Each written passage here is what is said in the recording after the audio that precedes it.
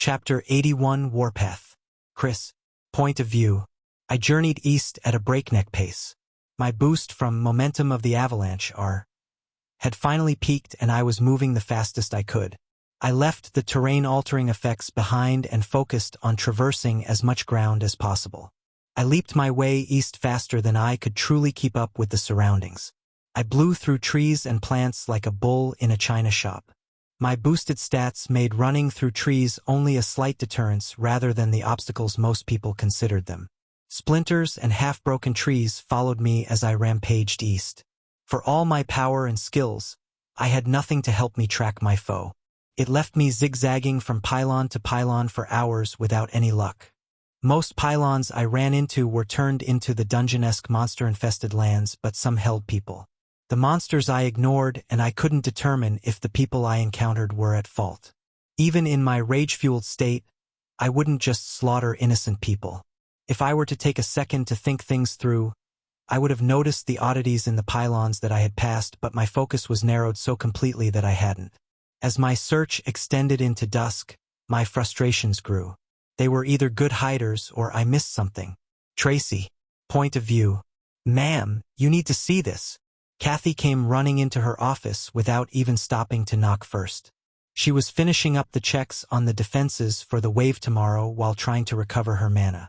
Using her trapping skills all day had drained her, and her office was designed to help her recover faster. One of the enchanters put a mana-gathering formation down that she had bought from the store, making the mana density in her office higher, which raised her mana regeneration. They had just gotten the next level of walls at the monumental price tag of over 1 million points. The upgrade increased the number of catapults from 2 to 4 aside. The trebuchets that some of the carpenters had built would be left unmanned, but the magic store-bought siege weapons were more effective. They also cost more to use, but it was worth it, especially on the bosses. They couldn't kill the bosses in the conventional way, they hadn't been able to in a while, so she turned to restraining traps rather than lethal ones. Her traps were made to restrain the boss and keep it in place while the siege weapons concentrated fire to kill it. No one was strong enough to face the boss in open battle, and doing so was suicide. What? Tracy ground out. She was still fighting off the mana deprivation headache, and Kathy's enthusiasm added to her already pounding head. Kathy either didn't notice her plight or didn't care, for she continued in her loud and excited tone. My birds caught something brilliant. They were patrolling the north where the Mindbreaker was last seen, and they caught a fight breaking out. I had expected it to happen tomorrow after the wave, like all the others, but it happened now. Kathy rambled out with more words than were strictly necessary. It took Tracy's tired mind a second to catch up with what was said. Tracy didn't see what Kathy had to be so excited about. The independent group she had tried to warn most likely fell, and would be turned into things she didn't like to think about. With their group defeated, nothing was stopping the crazy lunatic from taking over the north. After finishing his conquest up there wasn't much between her settlement and his armies. Rather than be excited, Tracy wanted to pull her hair out. She would need to work overtime and late into the night to make sure that there were as many traps as possible in the way. Her new ally, Damien, would be a great addition to her side, but she didn't trust the man completely yet. He disbanded his faction and joined hers, which was a good first step, but she would be a fool to trust the man completely. Seeing the despair in her expression, Kathy rushed to explain. No, they didn't lose. I'm not sure how, but they fought off the minions that were sent at them, and they even made them retreat, Kathy exclaimed. That woke Tracy up. Not even Damien had gotten them to retreat. The most he was able to do was stall their advance until more of the mindless bodies showed up. Where the Mindbreaker was getting them all was still a mystery. His skills shouldn't have advanced so quickly, and he shouldn't have been able to control so many at his rank. Him being at E rank was plausible, but it still didn't explain everything. How? I know that they were stronger than us personally, but their camp isn't as strong as ours.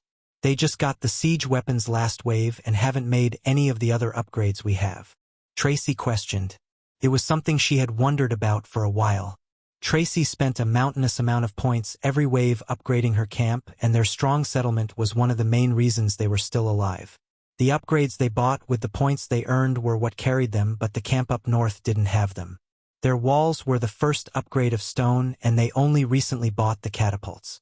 Based on their reluctance to buy the camp upgrades, she assumed they didn't buy the store-offered traps either.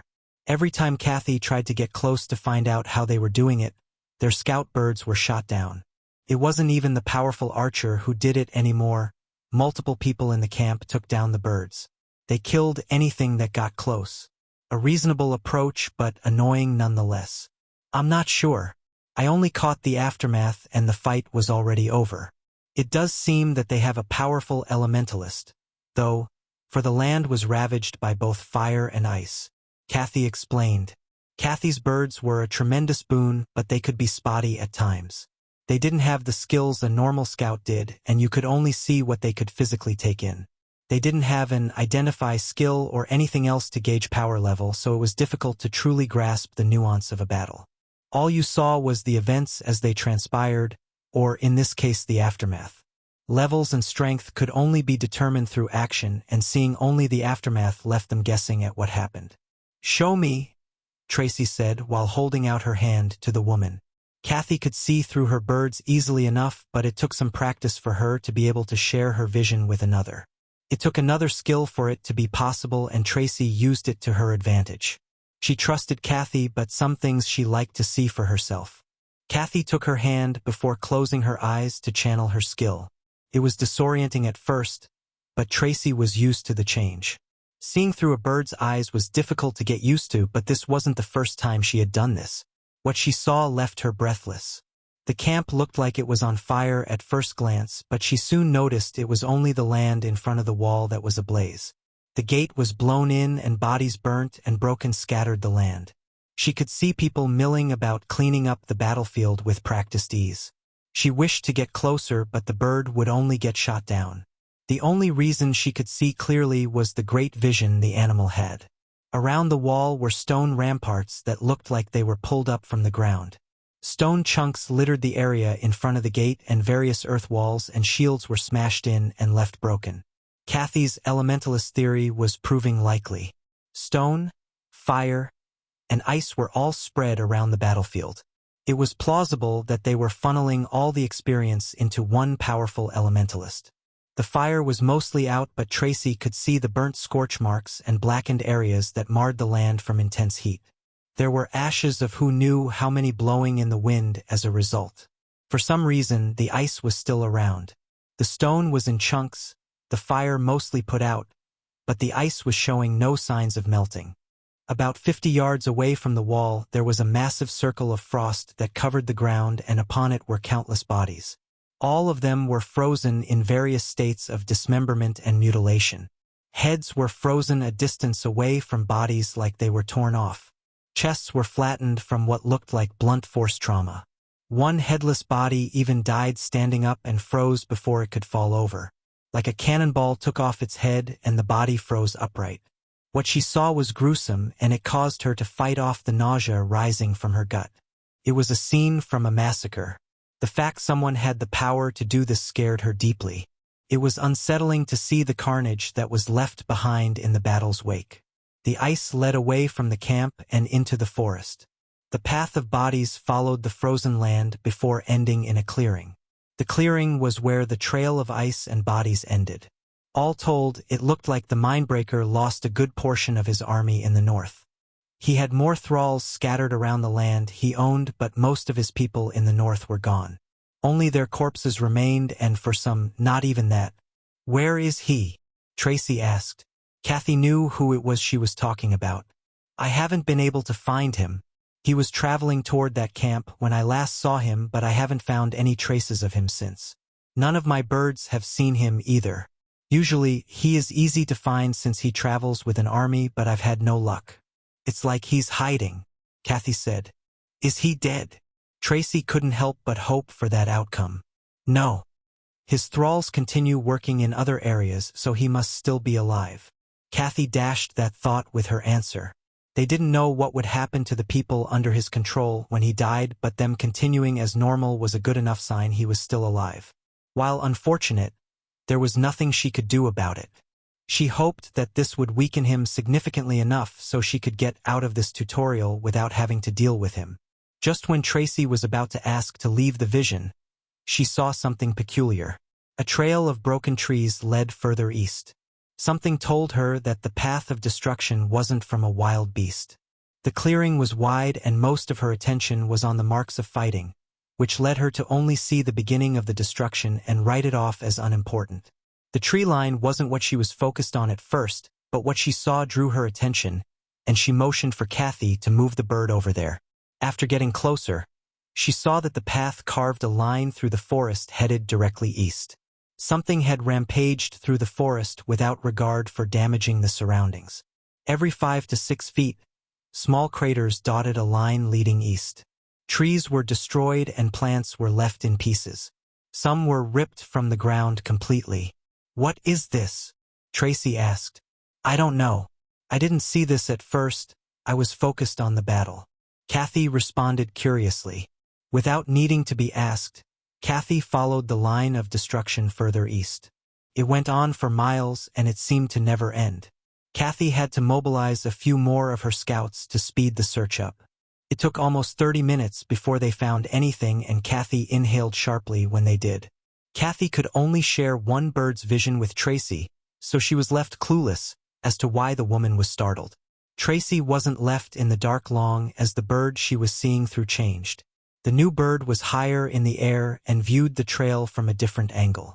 That new angle revealed the reason behind Kathy's surprise. A man was at the end of the path creating the trail they had followed. He was sprinting through the forest at a speed the birds could hardly keep up with. His legs exploded the ground under him, launching him forward. It was how the craters they followed were made. He punched through trees and stomped on anything in his way. The metal armor he wore was covered in dried blood and reflected the setting sun's rays, which made him easy to spot. What she thought was the path of a great monster was the result of a man. One human made the path she had been following for half an hour. In his hand was a massive warhammer over 5 feet long and bobbed as the man pumped his arms. It seemed to have a slight glow to it, but Tracy was too far away to see it in greater detail. Without even knowing the man, Tracy knew he was on a warpath. "Who is that?" She couldn't help but ask. She wasn't even witnessing the man's battle prowess, and she was scared of him. If he could do that by just running, what else could he do? "I think he's the leader of the camp that was attacked," Kathy answered with uncertainty. "What's he doing?" "I'm not sure." As they were watching, the man suddenly turned. He had continued his path east, spanning the length of nearly the entire tutorial area. There were only a few pylons further east from where he was, and all of them were uninhabited. The setting sun made it easy to discern his new direction. Even seeing through a bird, Tracy could tell which way his new path led. South. He was pointed toward her camp. Chapter 82 Encounter. My frantic chase east was unsuccessful. Nothing I came across gave any indication of being the culprit. The pylons held by humans were too weak to pull it off, and the monsters didn't show signs of anything abnormal. They clumped around the fallen pylon and showed no initiative of amassing an army with humans. It was a mystery that pissed me off. I wasn't as angry anymore, and the only reason I continued my rampage was because I was already doing it. I had been running for a few hours, and I might as well have continued. Reached the last pylon on the eastern front just for completion's sake. The tutorial area was huge, and I was only realizing that now. When we first got here, it would have taken a person days of travel to go from one end to the other. Now, with stats and skills, it took 8 hours. To go from one pylon to the adjacent pylon, it took me about an hour of sprinting. This was with momentum, fully charged and over 600 stat points of strength. Having that many stat points in agility would have been faster, but that wasn't what I had. Strength had a speed of its own, though. I knew that others probably had skills to make them faster than me, but I doubted their number exceeded a handful. I was pretty fast, and it would take a lot to beat me. The way the tutorial was set up was mostly a grid. It wasn't a perfect 7x7 grid, being that there were 50 pylons, not 49, but it was close. It also wasn't straight lines and perfect squares. Pylons had a variation to them in their placement, which made me zigzag to and fro during my chase. Another annoyance I had to deal with. Still, my path would soon end and I would have to trek back to camp defeated. Thinking about it pissed me off all over again. Our pylon was on the western side of the northern border, so I traversed more than half of the total length in my journey. It was times like these that I wished for a different skill set. A ranger's tracking abilities would have come in handy right now. Coming off Barbarian's Fury was a kick to the stomach. I hadn't left it active for long, but the backlash was staggering. I hadn't even used it to fight, and it still caused me to feel lethargic and weak. I recovered about an hour later, but it was another thing I needed to gain control of. Letting it activate naturally was stupid. It was when I was about to turn around that I got another message. Turn south. We will find answers there. I wasn't sure how many messages Abigail could send in a day, but I followed her suggestion. Questions of how she knew that was something I couldn't ask. I didn't have the ability to send messages like she did. I had my suspicions, but without confirmation, they would remain suspicions. Austin's skills related to his explorer profession were something I didn't fully understand. He had been pushing to evolve it recently, but I didn't think he had yet. He directed our hunts to new lands in hopes of leveling his profession. He gained experience from exploring new land, and it gained extra if he was the first person to do so. Exploring outside of the area with pylons was where he gained most of his experience. It was also the most dangerous. Outside of the grid of pylons, the monsters inhabiting the area sharply increased in strength, which was probably why he gained more experience for exploring it. The exploration and conquering of the pseudo-dungeon we did earlier must have pushed him over the edge. He must have gotten a good chunk of experience for that. His level 25 skill was one I knew he was looking forward to, but he didn't tell me what it was. I suspected that it was similar to a treasure-seeking skill, but would point him in the direction of what he sought. Perfect skill for an explorer. One I doubted came in G rank, hence my suspicions about his evolution. This being a newly evolved profession skill was likely. Given the new direction, I turned south. It was almost dusk, but I didn't care. If there were answers south, I would head south. Since I wasn't given a distance, I had to assume they didn't know. Having a skill that fickle and vague would aggravate me, and I was glad I didn't have one like it. With my course set, there was little for me to do but think. I blazed east for 4 hours before I was given a new direction, and I wasn't sure for how long I would be running south. I needed to be back before noon, and with the sun setting, that was fast approaching. Looking at the timer, I had 16 hours until I needed to be back at camp. Hopefully, with some time to spare so I wouldn't start the wave tired. With free time to think, I thought back to after beating the wolf. Something about the whole thing aggravated me, and I was coming up with reasons why it happened. The disparity in gains between Austin and me was starkly apparent. After taking Frozen Fortitude I knew I would level slower, but after experiencing firsthand, I hadn't expected them to be so severe. 2 levels. From fighting what was effectively 3 waves worth of monsters, I only gained 2 levels. Sure, it pushed me over the edge to get another skill, but it was brutal compared to Austin's 4. Permafrost was an amazing skill, but I couldn't help but be disappointed at the lack of levels. Gaining 3 extra stat points shouldn't have resulted in Austin gaining double the amount of levels. Plus, the experience required to level up increased every level, so he more than doubled what I received. From the 24 stat points my class gave every level, an additional 3 came from the skills, Body of a Barbarian and Frozen Fortitude Me gaining what was effectively 12.5% more stat points shouldn't have that big of a consequence. I came up with 2 reasons for why. 1. The experience required to give me the extra stat points was horribly inefficient. So if 1 stat point cost an arbitrary 100 experience, the stat points from the skills took 200. The hit inefficiency was possible, but it didn't explain the severity of what happened. Which made me come up with the second reason. Paying off a loan. When I acquired the skill, I instantly gained almost 100 stat points, and that energy had to come from somewhere. My leading theory was that the experience I gained currently was taxed to pay for the stat points I had already gotten. A sort of back pay for the stats I got up front when I chose the skill. While both annoying and unforeseen, it was plausible. And it was temporary. After my debt was paid, I would level like normal.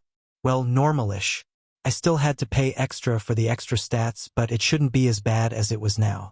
It was unfortunate, but the extra stat points now were worth it. Even if I wouldn't hit E rank before the end of the tutorial. Every level was a steeper climb, and the closer one got to the rank cap was when it was steepest. Getting 9 levels in the remaining 18 days wasn't going to be possible. To even attempt to reach E rank before the last wave, I would have to kill a tremendous amount of monsters. If fighting the equivalent of 3 waves of monsters only gave me 2 levels, it would take over 18 waves worth of experience to get me over the threshold to E rank, and that was being generous. The experience requirement wasn't linear, and it would probably require more than 18 waves. It mostly depended on how much experience it decided I owed. Without a way to quantify the extent of my reduction, I was left in the dark. 100 stat points worth of essence wouldn't be small. With nothing else to do but continue trucking along, the time passed quickly. After the sun had set, finding monsters to keep my buff was easier. Nighttime made them bolder and more frequent to find. Launching javelins through them also gave me something to do while I ran. Running was quite boring, and it broke up the monotony of it. Plus, it made me work on my accuracy. Running full tilt while also trying to hit things accurately was hard. When I began my journey, I had to slow down to throw, which took time away from running. Now I could hit them without slowing.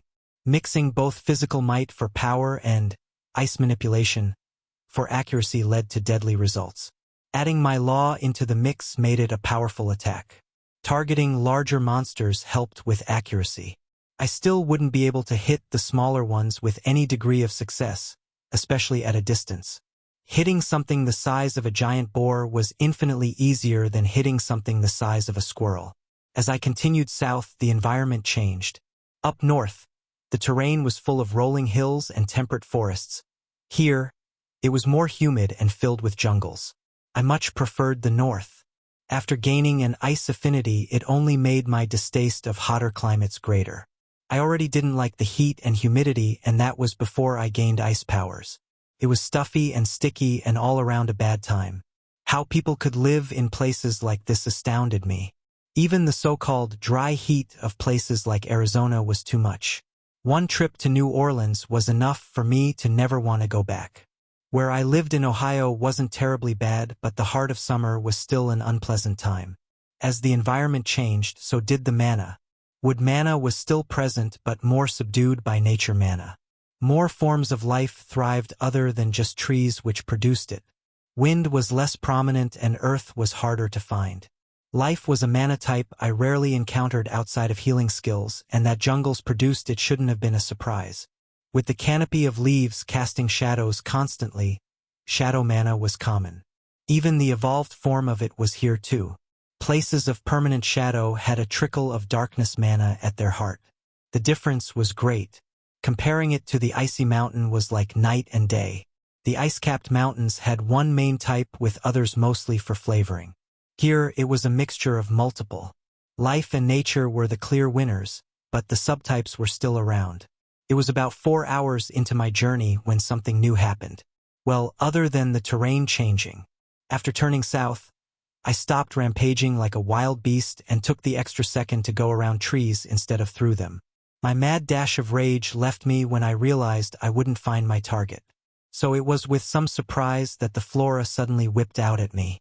Vines and roots from under my feet exploded out of the surroundings before wrapping around my limbs. The traps sought to restrain me, and I couldn't help but chuckle. The stupid plants didn't know what they were in for. With a mighty heave, leveraging all of my strength, I ripped the roots and vines out of the ground. The amount of effort it took was slightly shocking. I had a full boost from momentum R, and my strength was mighty. It should have been a breeze to get out, but instead, it took a modicum of effort. After the first trap, I continued running into more. There was an assortment of effects from more restraining traps to ones meant to kill and incapacitate. The frequency I ran into them climbed, and it was becoming mildly frustrating. After a long trip, the annoyance of running into them fouled my mood further. I already failed at catching the people responsible, and the traps were an unwelcome annoyance. The lethality of the traps was great, but they weren't effective on me. I had the stats to muscle through most of them, and the others required a slight flaring of my power. Most of the traps used the plants around me and only required a quick freeze to be ineffective. Plants didn't handle ice very well. After a while of shrugging off traps and breaking them, I broke out of the untamed jungle into a clearing with a massive wall. On it were 4 catapults like we had back at camp, all manned and aimed right at me. The wall had a plethora of people milling about, with most aiming something at me. Bows, mage staves, and makeshift ballistae were all trained on my position. Some even had throwables like rocks and javelins. Walking out of the angry forest and into what was essentially a kill box was jarring and unexpected. I got into a lull during my hours-long trip, and it took my mind a second to catch up to the sight in front of me. I hadn't expected such a greeting. Staring down multiple different forms of death, I did what any sensible person would do. I turned around and went back into the forest. I wasn't sure how, but the camp knew I was coming and readied their defenses against me. The camp was strong, and it had upgrades done to it I didn't know were possible. The split second I got to see it was enough to convince me of its strength. It had double the amount of siege weapons that we had mixed together, with more that looked handcrafted rather than store-bought. The wall extended 20 feet in the air, 5 feet higher than ours, and it had a different look to it. The stone exterior was smoothed over, and the seams between the bricks weren't there, making it look like one giant rock face. I could only guess at the runes woven into it and what they would do. The gate itself looked different as well. Ours was a mixture of a wooden door with hints of metal reinforcement.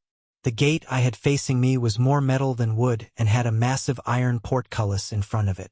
The thick metal making up the grating looked impenetrable. I doubted there weren't runes contained within it as well. The camp I ran into wasn't just a camp anymore. It was a castle made to withstand any siege. It made me jealous. It also was the first camp I came across that had the power necessary for the attack on my camp.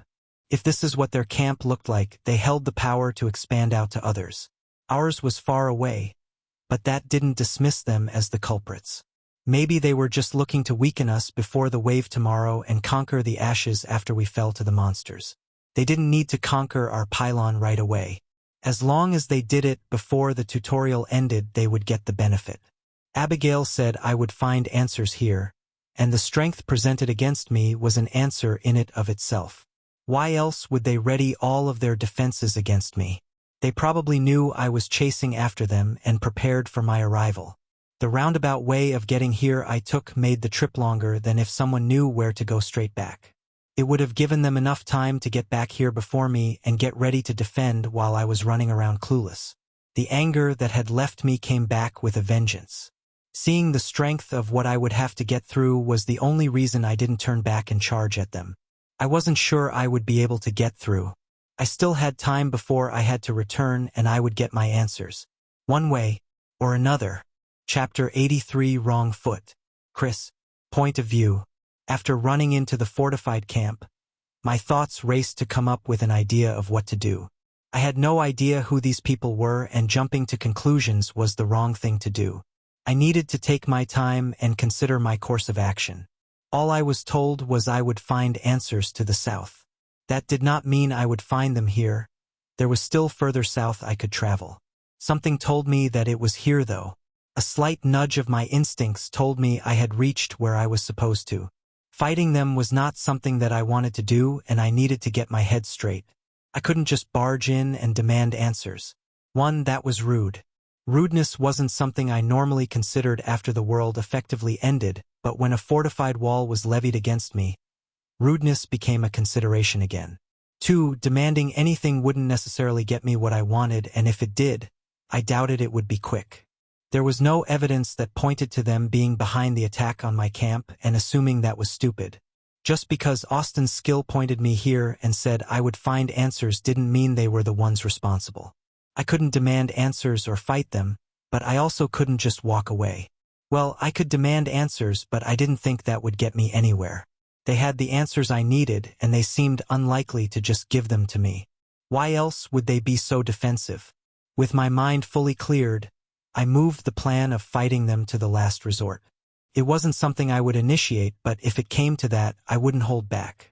A few other options came to mind. Asking them could work, but they might not answer. Threatening them was in the same boat as fighting them and was a step too far. I had nothing to offer them for the information other than what I was wearing, and I didn't want to give up my armor. I could offer them points, but I didn't want to do that either. I was saving up for a bloodline, and paying them off would set me back. Coming off as openly hostile wasn't my intent either. These people could have nothing to do with it for all I know, and making an enemy, one with considerable strength, wasn't what I needed right now. I did kind of barge into their territory without so much as a hello. If someone did that to my camp, I would be less than pleased. Without a better idea to get the answers I sought, I went with the most straightforward way, asking them.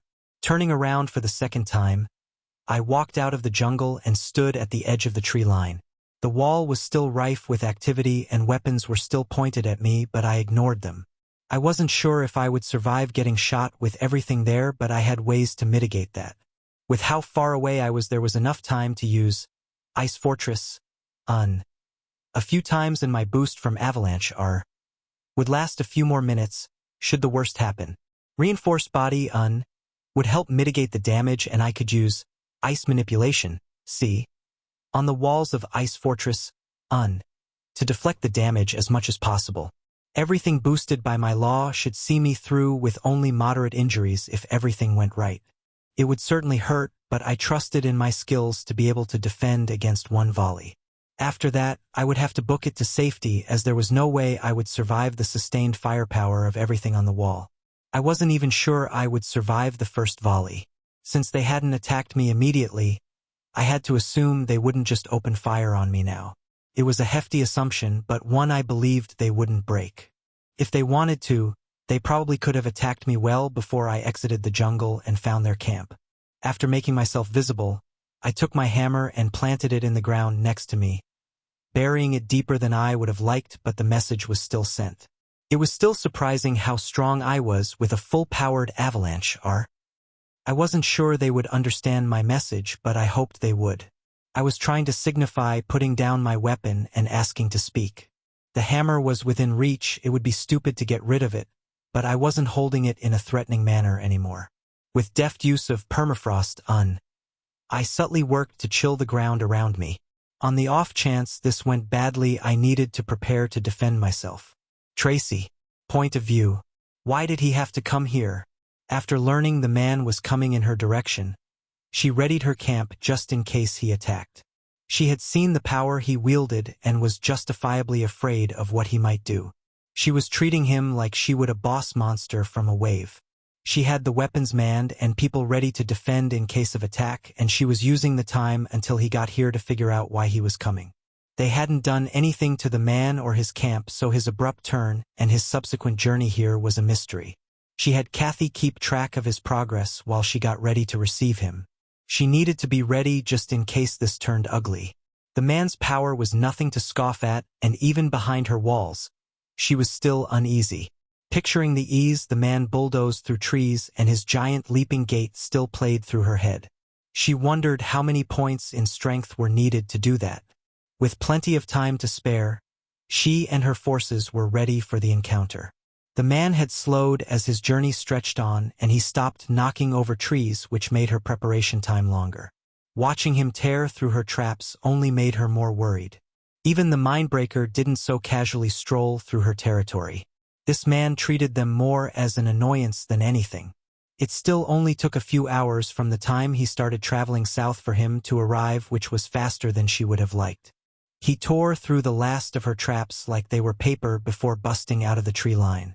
Kathy knew where he was going to come out, and Tracy made sure everyone on the wall was ready and pointed in that direction.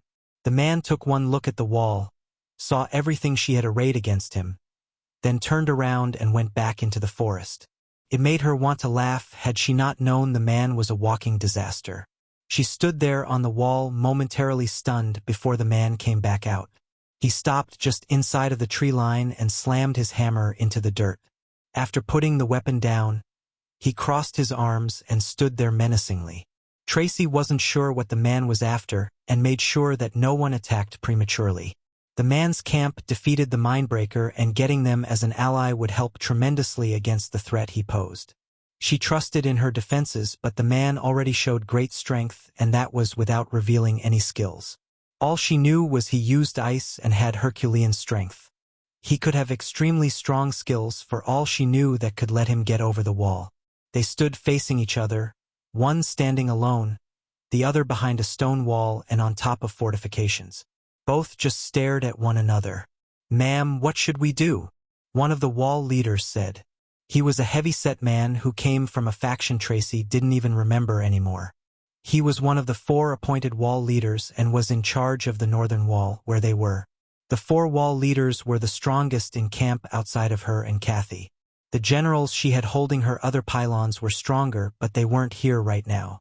The man was normally in charge of the wall they were standing on during the waves and was second in command to only Tracy. Kathy, her usual second, coordinated between the different wall leaders during the waves so she didn't count. Her job was to keep everyone apprised of the situation so nothing took them by surprise, which was outside the direct chain of command Tracy had established. After he asked the question, everyone in earshot turned to her for directions on what to do. She wasn't sure what the man standing below was after, but he didn't seem likely to attack. It looked like he wanted to talk. He went about it in an odd way, but she couldn't really fault him for that. It didn't seem like he had an elaborate plan based on the desperate chase Tracy witnessed. Tracy knew he was trying to find the person responsible, but that only confused her more. The mindbreaker wasn't here and she wasn't sure what led the man here. Without anything else to do, she had everyone remain on alert while she went to speak with the man. She wouldn't go personally, that would be stupid, but use a mage to create a two-way scrying pool. She would stay safe behind the walls and figure out what the man wanted. Chris. Point of view. I stood, waiting, for a few minutes while nothing happened. Just when I was beginning to think that nothing would, I felt mana being moved around me. I wasn't as good as Rachel at sensing and manipulating mana, but I was good enough. It helped that my ice mana saturated the area and it made it easier to detect when others intruded. Anything that wasn't ice stood out and was easier to notice. Permafrost was hidden from view, concealed by the ground under me, and my mana diffused in the area from the drain of the skill. The foreign mana stopped a few paces away from me and became visible to the naked eye through a spell. I wasn't sure what spell was being used, but it didn't feel like an attack, so I left it alone. After some sputtering, what looked like a circular portal in space opened up. Inside looked completely different than the surrounding area, and a woman was standing on the other side of the portal.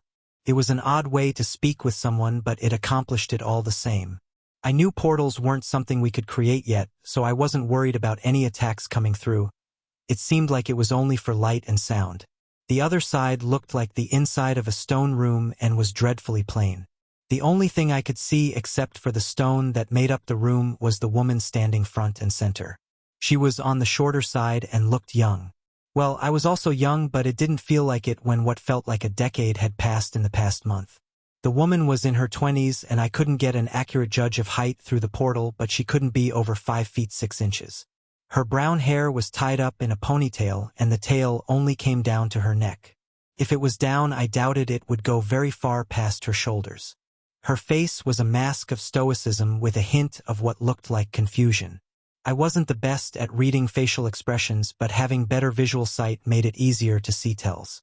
It wasn't anything overt, but a slight scrunch of the eyebrows and a smidge of curiosity as she looked me over as I did the same to her made me think that. I was no salesman trained in concealing facial expressions, and it seemed like she wasn't either. She most likely gained the same amount of insight from me as I had from her. A small part of me wondered what she saw. Her gear was unsubstantial at first glance. Without the slight flaws or artistic touch that crafters produced, it was clearly store-bought. Without knowing exactly what she bought, I had no way to tell how good it was. Plus, I wasn't even seeing it in person to get a good feel for it. Store-bought items were hard to appraise as they were so far above what I could make and were made through means I had no knowledge of. Based on what I saw of the wall, I doubted it would be weak. The amount of points being spent here had to be substantial, and the gear of the woman facing me wouldn't be weak. After we both finished assessing each other, she opened the dialogue. "Who are you and what do you want?" Her tone was curt and slightly clipped.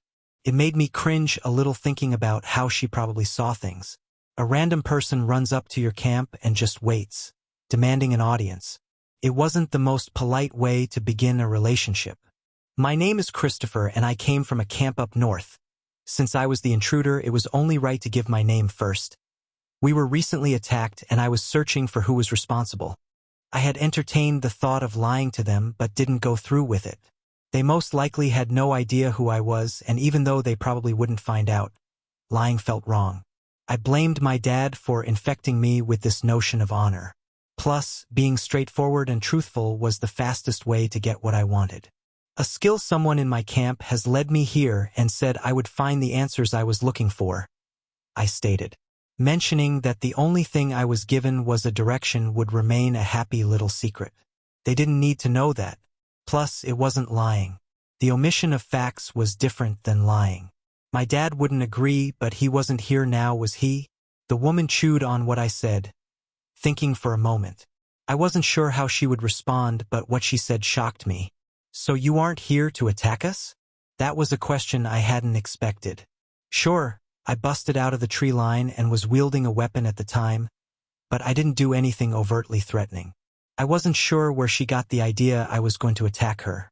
It would seem we had gotten off on the wrong foot. Chapter 84, Growing Threat. You have birds that you scout the area with, and through them, you saw me running toward your camp aggressively? I asked.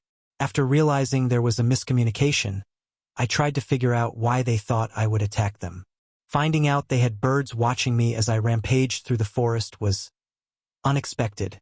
I hadn't thought anyone would be watching me as I ran through the forest, and knowing that someone had made me a little self-conscious. I hadn't exactly been the epitome of grace during my trek. It also made me understand why they thought I was going to attack. I had been a bit destructive on my way here. Yes, which is why we were prepared for a fight, the woman said from the other side of the portal. I realized she hadn't given her name, and I kept referring to her as the woman. I do not have that intention. Currently, I only seek answers, I said. Now that I knew a bit more and found out they had birds they could use to scout, things started to fall into place. If they used that ability to keep track of the goings-on, they would know who attacked us. Austin's skill was spot on if that was the case, and there would be no need to fight them. I only needed to get the woman to tell me. I was slightly jealous of their ability to do so. It also made me a little sad realizing that it was something Kyle would have been able to do if he still lived. He ranted about getting a bird-beast companion, and seeing what it could do made me a tad sad. That kind of information was extremely useful to have, both during the waves and to keep what happened from occurring again. It was something that we would have to fix.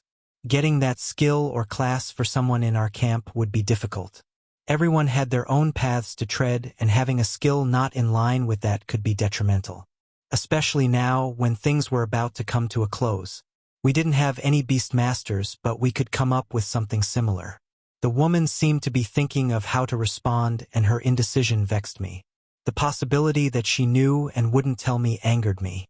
I tried not to let it show. It wasn't unreasonable to decline to answer. I had said nothing of recompense. Doing anything for free wasn't how the world worked, and it certainly wasn't now that it had changed. Saying nothing of repayment was on purpose. I wanted to see if they would give me the answers I sought without me having to give anything up. If I ended up having to pay for them, so be it. What is it you want to know? She seemed to come to a decision. I want to find out who is responsible for the attack on my camp. A debt is owed, and I aim to collect it. I answered gravely. I wanted no miscommunication on what I would do, and I made it clear what I was after. If these people were friends with the people responsible, I would find out now. After saying my piece, I watched her face closely. There wasn't any shock or surprise on her face, signaling this was the answer she had expected, and yet no signs were pointing at them being responsible.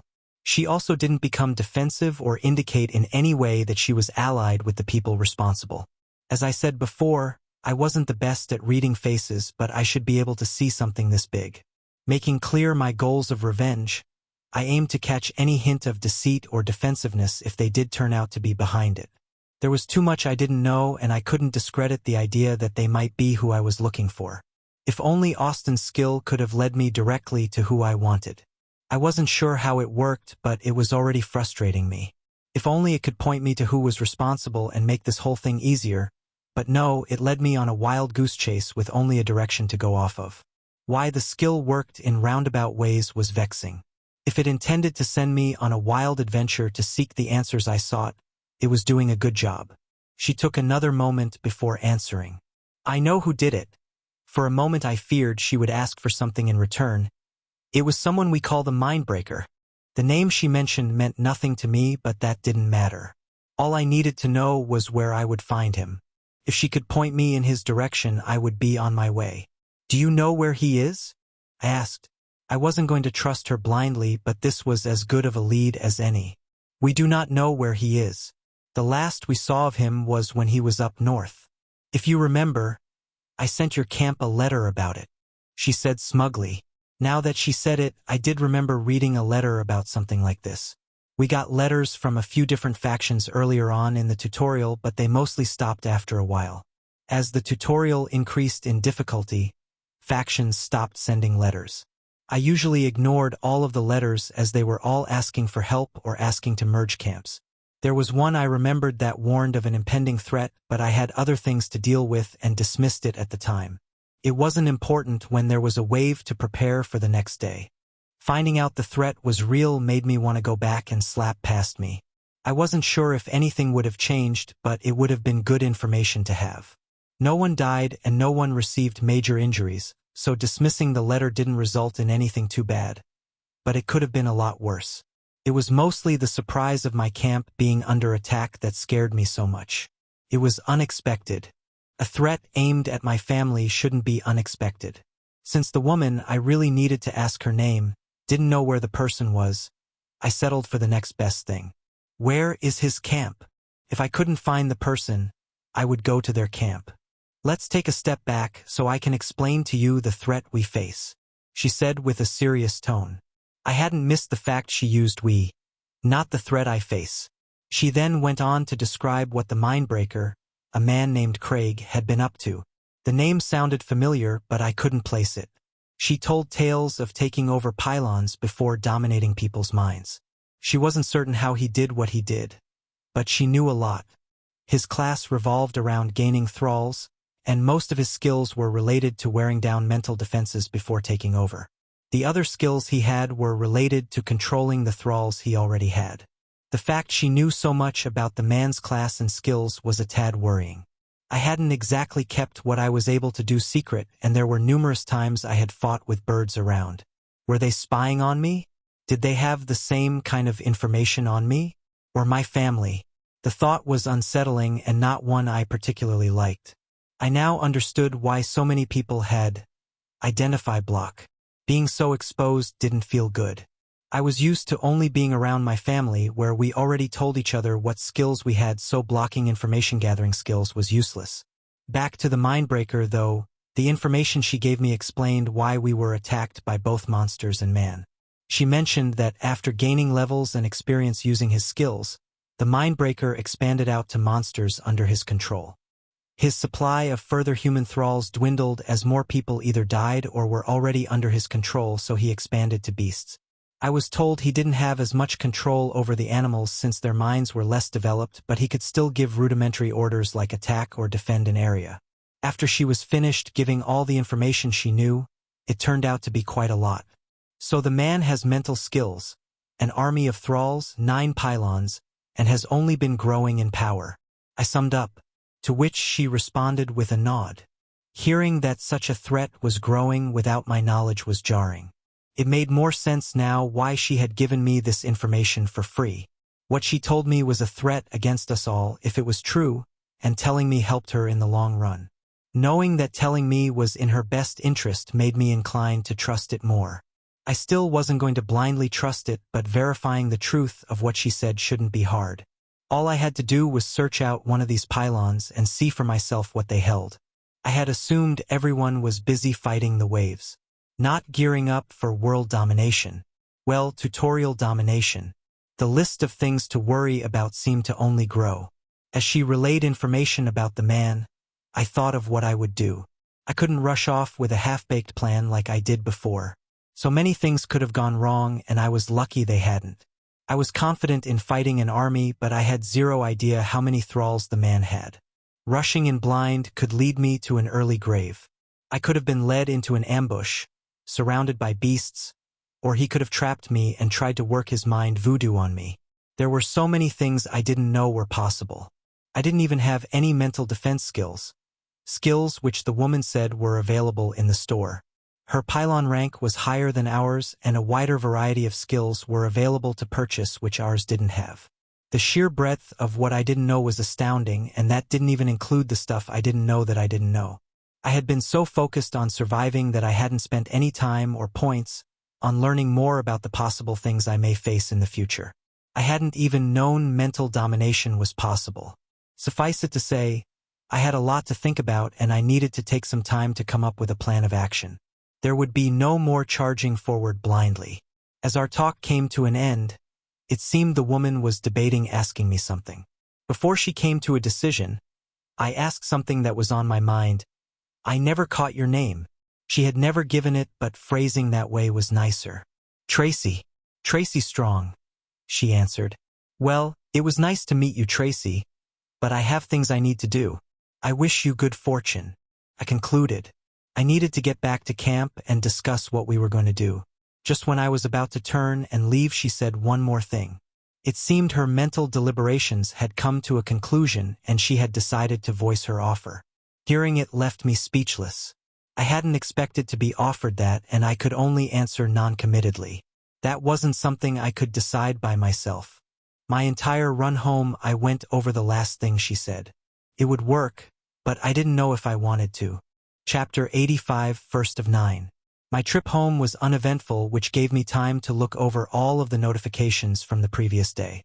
The number of points for conquering the fallen pylon wasn't small, and all of the monsters that we had to fight to do that added up. I skipped over the 2 levels I received, but that was only part of the reward. The beasts themselves were walking bags of points. There were almost 500 of the things surrounding the pylon. We fought half just getting to the center and the other half because of the wolf's howl. 500 monsters all over level 30 was a huge windfall of points and was exactly the reason we did it in the first place. With everything that had happened afterward, I almost forgot the reason we left in the first place. We were trying to gain enough points for a bloodline. Over the entire tutorial, I earned just over 300,000 points so far. Conquering the pylon nearly doubled that. We didn't kill the entirety of the monsters, as some ran away, but others were over level 30 and gave extra points to make up for it. Both Austin and I earned over 200,000 points each. A hefty prize, and one that was greatly needed. It was like rain during a long drought and made the points category on my status sheet swell. Following the many notifications of defeating beasts, came ones for the raiders. 50 humans. I had killed 50 humans. There were more than 100 notifications total, but with the mixture of humans and beasts, only 50 turned out to be people. All added together gave another 50,000 points. The humans didn't give any extra points other than the normal amount for their level. It seemed like all of their points resided with the one controlling them. Hearing that they were thralls and not normal people helped me mentally, but I hadn't thought I would add to that number so soon. I knew that the bandits wouldn't be the last, nor would the people I just killed. I just hadn't thought the number would grow so quickly. The fact I was okay with that and not more upset concerned me. I felt justified in my response, as I should be, but it was still 50 lives I reaped. Part of me thought I should be more torn up about it. I wasn't. They raised up arms against my family, and for that they deserved death. It was unfortunate that they couldn't be saved from their predicament, but it mattered little. Tracy had said undoing the mental compulsion was impossible, and I knew nothing to disprove that. It most likely was possible, just not something we could do with our current amount of strength. It didn't matter in the long run, though. It wasn't something I would worry about now. I had bigger fish to fry. The best thing I could do for them was give them a swift end. It was the only small mercy I could give them. In the grand scheme of things, I hadn't expected to get over killing people so quickly. It must have been the constant death I had been drowning in hastening the process. There was a chance of death every time I picked up my hammer, and if it was me who lived, it was someone else who died. Death had to claim one of us. Death would be claiming a lot more soon. My retribution wasn't complete. I had 9 pylons to work my way through, and I wouldn't be using words. Tracy had given me a map of all the pylons the Mindbreaker owned, and I had come up with a plan of action. The wave in a few hours wouldn't be the only fighting I would do today. When I returned home, I was bombarded with questions. Everyone wanted to know what I had found out, and it took a while to inform everyone of the information I had learned. I kept the last thing Tracy said to myself, though. Now wasn't the time for that conversation. To say my family was shocked was an understatement. Some couldn't believe that a person would do something like this. They had noticed during the battle that the raiders were acting weird and the strangeness about them, something I had missed, but they didn't suspect mind control was the reason. I was too busy killing them to notice anything odd about them. The ability to do that came as a surprise to all. We would all have to reevaluate the possible things we could face. We didn't have the pylon level required to buy mental defense skills yet, but I would soon change that. That was the first thing that I needed to fix. Running into a fight ill-prepared was just asking to die. I was confident in my strength of arms, but a mental attack was new ground. I wanted to be as prepared as I could be. The 24th wave wouldn't deliver anything new to worry about, and with my new skill, I was as ready as I could be. My armor still had nicks in it from the fight with the wolf, but it would be fine for the battle ahead. Austin hadn't spent the rest of the day running around the wilderness and had time to heal up completely. He even got the hole in his armor repaired while I was away. Everything was already set up, and the only thing left to do was wait. I got back just before sunrise and could have spent a few hours in the forge. But I didn't. I needed all the rest I could get and took the scant few hours before the wave to do so. I even put off interrogating Austin about his skill for later, even though I really wanted to. The only thing I did before going to sleep was use permafrost in front of the gate I would be fighting at. Some of the effects would melt away, but empowering it with my law mitigated most of that. Some of it would still be there by the time the wave spawned in and would be one less thing I had to spend mana on. I had used mostly physical strength during my trip, and my mana was mostly full by the time I got back, which let me use some now since I didn't have to recover it. After dumping a decent amount of mana into the skill, I went to sleep. I used just enough mana so that it would regenerate to full before noon. Austin woke me up an hour before the wave so I could get ready. It gave me time to do some quick repairs on my armor before putting it on. The 24th wave went swiftly, and if I was being honest, a bit anticlimactic. After fighting the pseudo-dungeon and the would-be raiders, I expected more. Anticlimactic was good though, and the mutated reptile things the wave spawned went down easily. They had sharp claws and teeth they used to attack and had little in the way of magic.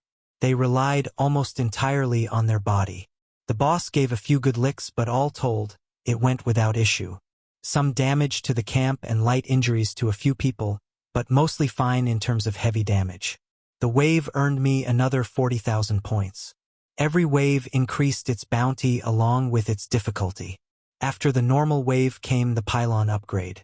We faced both back-to-back, so I could keep my full power boost from Momentum of the Avalanche. I spent a few minutes in the woods extending the duration so people could heal and recover, but we faced the second wave within an hour of the first.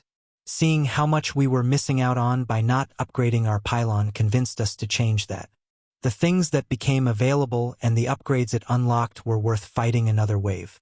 I hadn't asked Tracy what the upgrade entailed, but if they could do it, we could do it. I had extreme confidence in our ability. We were strong, I could feel it. Seeing what constituted a strong camp gave me something to compare against. While their camp had stronger fortifications, we had stronger people. I felt that we were better where it mattered. The pylon upgrade to the large town level went the same as the wave before it. Most of everyone in the camp had passed level 35, which made us more than prepared to face the attack. The upgrade spawned a humanoid insect monster that Identify called a skern. The things were hideous and looked like the bastard child of an ant and a human. Their skin was covered in patches of chitin, and instead of mouths, they had mandibles. They didn't wear clothes or use weapons, relying on the natural weapons from their exoskeleton. They didn't even bleed normal blood. We dealt with the upgrade easier than the wave before it. Our keep grew in both size and height.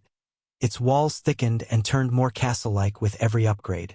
I also received another 25,000 points. I killed less of them personally than during normal waves and split points with more of my family. The monsters were easier to kill, which made everyone contribute more and spread the points around. All of it added together, I earned north of 315,000 points in 2 days. The mental defense skill I had to buy put a dent in that total though, running me 25 large ones. It effectively wiped out my gain from the upgrade. It was my second skill at such a price, and the next one was even higher. I didn't see myself getting another. Paying 125,000 for a skill didn't seem worth it, especially when there were other things worthy of spending points on. Bloodlines specifically. The cheapest rang up at just over 7 digits, and a costly skill would put a dent in my savings. The skill available for purchase, and the one I got, was called Mental Walls. Mental Walls, common. Using mana and mental power, strengthen your mind against foreign intrusion. Increases mental defense against mental manipulation and most psionic-based abilities. It worked to eliminate the possibility of being mind-controlled, a rising fear of mine in the past day. Being only a common skill was worrying, but mental manipulation required a substantial difference in power. A common defense skill could hold up against a rare attacking skill with enough willpower and strong enough spirit, or so the information we bought about it said. After Abigail learned about the threat, she bought all of the information she could about mental abilities and anything remotely psionic related. We were more prepared against it than any other affinity. After getting the skill, I attempted to upgrade it the same way I had with Ice Wall C, attempting to make it more substantial and more fortress-like, but it didn't result in anything. I had only just gotten the skill and knew too little about how it worked. It would have to be something I worked on in the coming days. Just because my skill wouldn't upgrade didn't mean that I would sit around and do nothing. I was given the location of my target, and it was time for payback. Fighting both waves had drained me, but not enough to forget about that. Meditation, C, worked in overdrive to see me recovered enough to do what I needed. I had offered to bring some of the stronger people in camp along, like Rachel and Hal, but they had declined. They said they were needed here in case of another attack. I had a sneaking suspicion that they took killing people less well than I had and weren't looking to do it again. After the shock of the attack wore off, people had to face what they had done. For most, it was the first time they had killed a person. Only Austin and I had done it before with the bandits. That was fine. Austin and I were enough. He was just as mad as I was and was itching for some payback. The only reason he hadn't joined me on my chase was the injury he got fighting the wolf. He hadn't joined the defense at 100% and stayed to recover while I ran off. He was in a good enough state now, and we would be enough on our own. After being told about our attackers, I asked Tracy for all the information they had. They had a lot of information. They had an estimated troop count of both total amount and by pylon. They had strength estimates, camp defenses, and pylon upgrades purchased. It was scary how much they knew. Of the 9 pylons, only one was invested in heavily. It seemed like the capital of all of them and was the most defensible. We would save it for last. It was also where the man responsible was no doubt staying. I guessed he had holed up in his castle at the edge of the tutorial area and was attempting to rebuild his army. The more time he had to do that, the harder he would be to fight.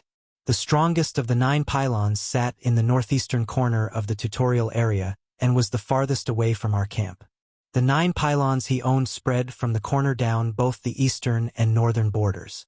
The one Austin and I were headed toward was the closest to us and furthest west along the northern border. Based on the information I was given, only around 100 defenders held the pylon and the walls weren't even stone. How they survived the waves was a mystery. I had a feeling that the roaming monsters that were out in the forest returned during the waves. If that was the case, we would be facing more than the estimated 100. That was fine. Numbers didn't scare me. The only thing we had to be wary of was the hand-built siege weapons. The pylon not being high enough for the store-bought kind, they had built catapults and trebuchets from scratch. They wouldn't have the magical enhancements from the store, but they would still hurt to get hit with.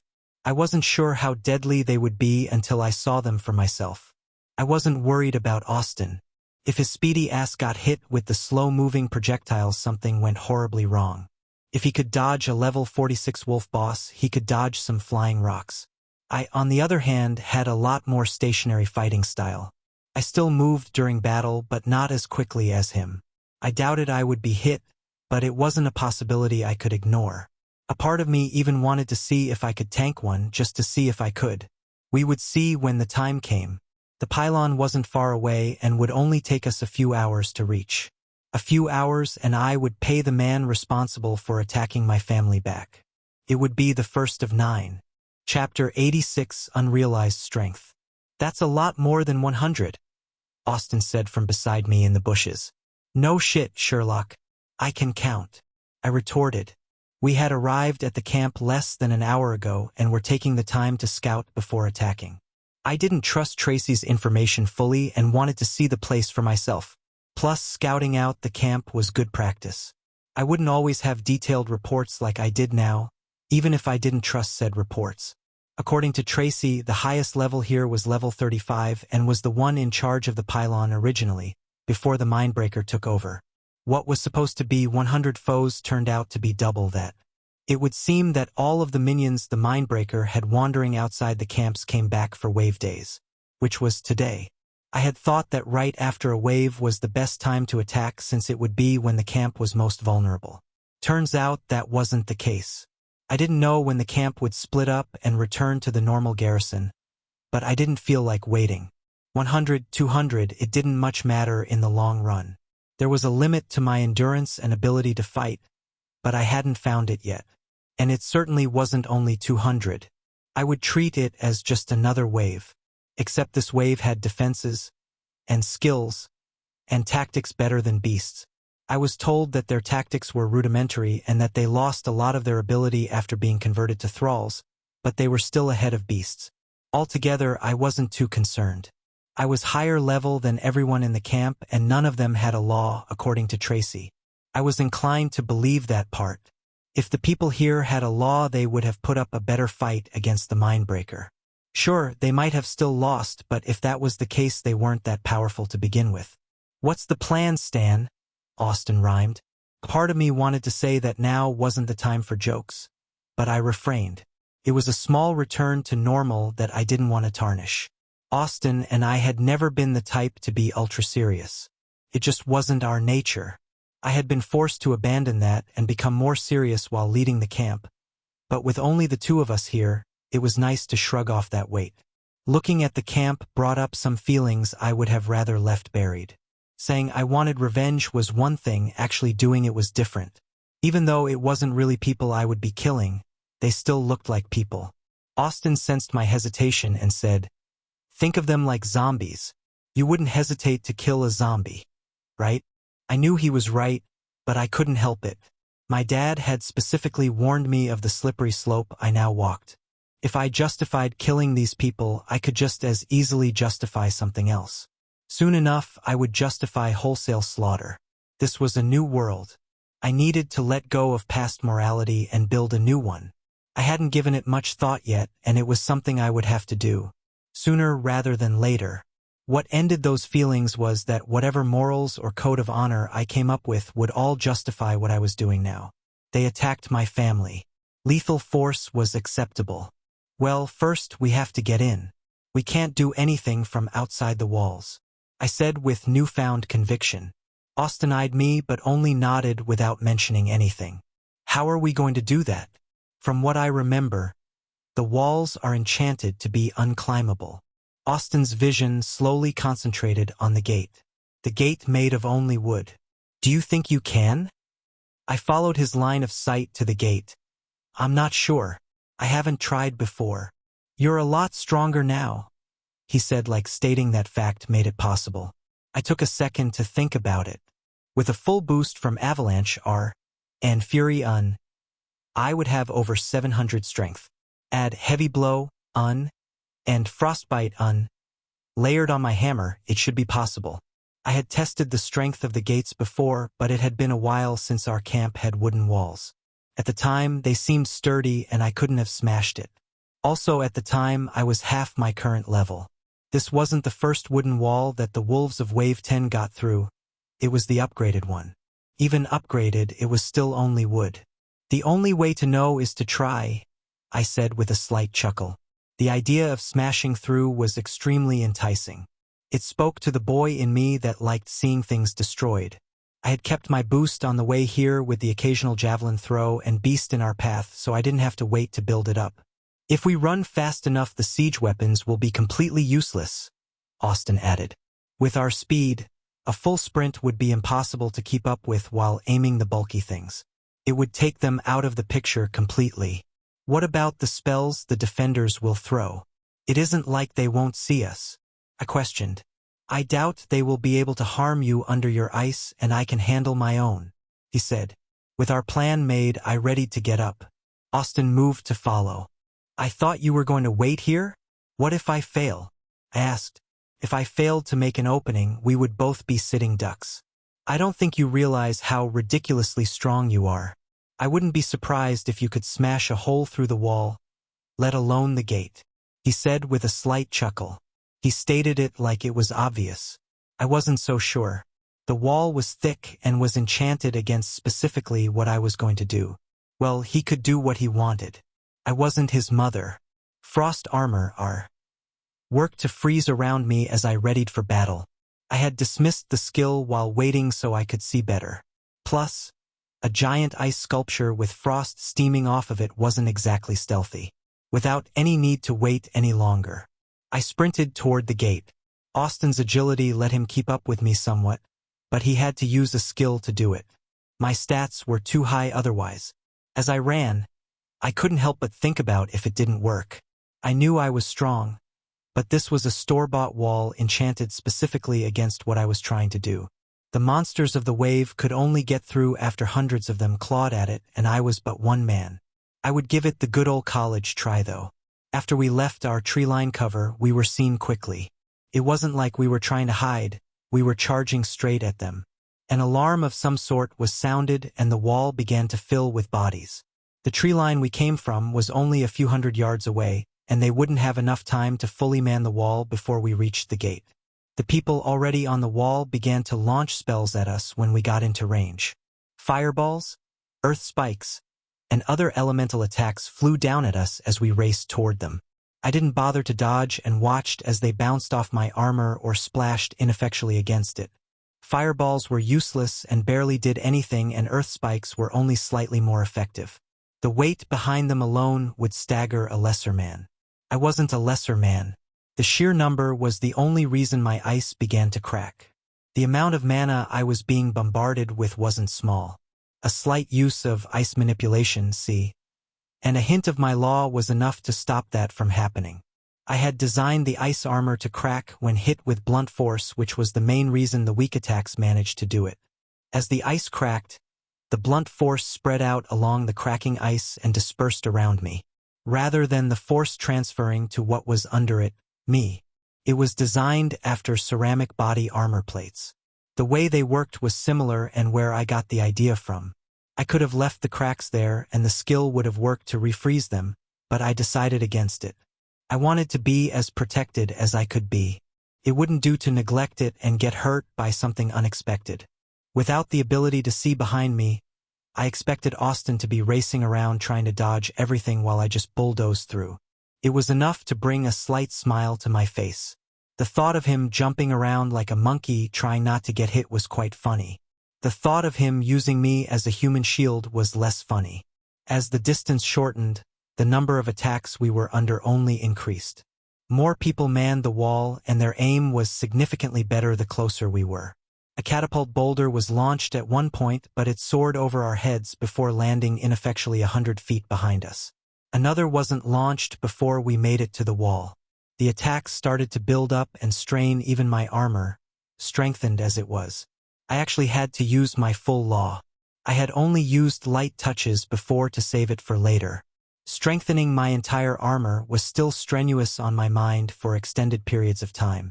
With my full law brought to bear, the attacks were ignorable once again. I had tried to ramp up my defense according to the strain I felt, but it was harder than I anticipated. Ignoring the magic flying my way, I focused solely on the gate. It was getting closer and I made to prepare. Fury activated and my speed went up a notch. Heavy blow, and frostbite layered on my hammer and ice manipulation, worked to strengthen it. Just with that alone, 6 skills were active. Frost Armor R, Avalanche R, and Fury Un weren't a constant strain to keep active, but the rest were. I began my swing and poured everything I had into it. For a brief moment, I pulled on my law to empower every bit of ice around me. My armor and hammer began to glow from the power. Everything I had went into my swing. As soon as I was in range, I set my feet and began. I dug into the earth with my legs to gain leverage. I twisted my hips like I was trying to hit a home run. I flexed every muscle in my body to add to the power. I poured all the mana I could into heavy blow, Un. I even tried to speed the hammer up using ice manipulation, C. All of it added together for my most powerful attack. An attack aimed right at the gate.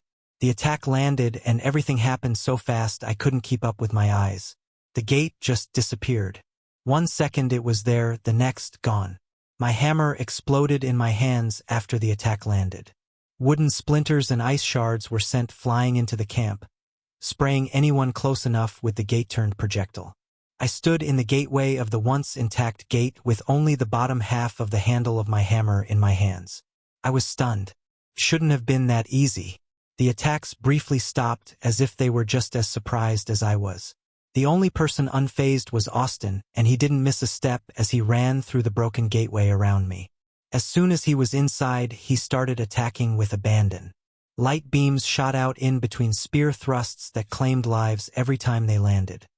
He used the brief surprise of the gate utterly exploding to his advantage and worked to kill as many as possible. The nearest enemies to me had splinters of wood and shards of ice sticking out of them that turned them into wannabe porcupines. Blood was leaking out of them from the wounds, but they seemed unfazed by the pain. The only thing I was thinking as the battle started was my hammer was gone. I really liked that hammer too. Chapter 87 Slaughter. I couldn't let Austin have all the fun, and standing still in the gateway wasn't the smartest spot on the battlefield to be. After the initial surprise wore off, attacks began washing over me again, only this time with fewer numbers. The defenders were split between attacking the spear-wielding light show or the man covered in ice doing nothing. It wasn't hard to guess who they went after first. With my main weapon gone, I almost thought to resort to fisticuffs before I stopped. My hammer took hours to make, and it wasn't something I could just whip up, but I could still do a little something. I could make a lesser version, but it would most likely just break again, returning me to the same dilemma. With that in mind, I did something different.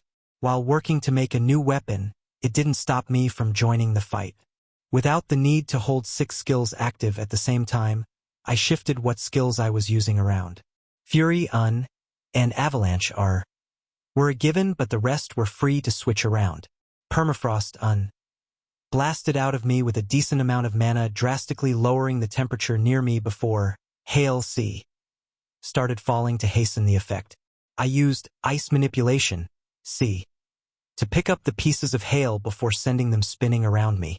My tried and true method. With enough ice formed, Hail C ended, freeing up something else to use.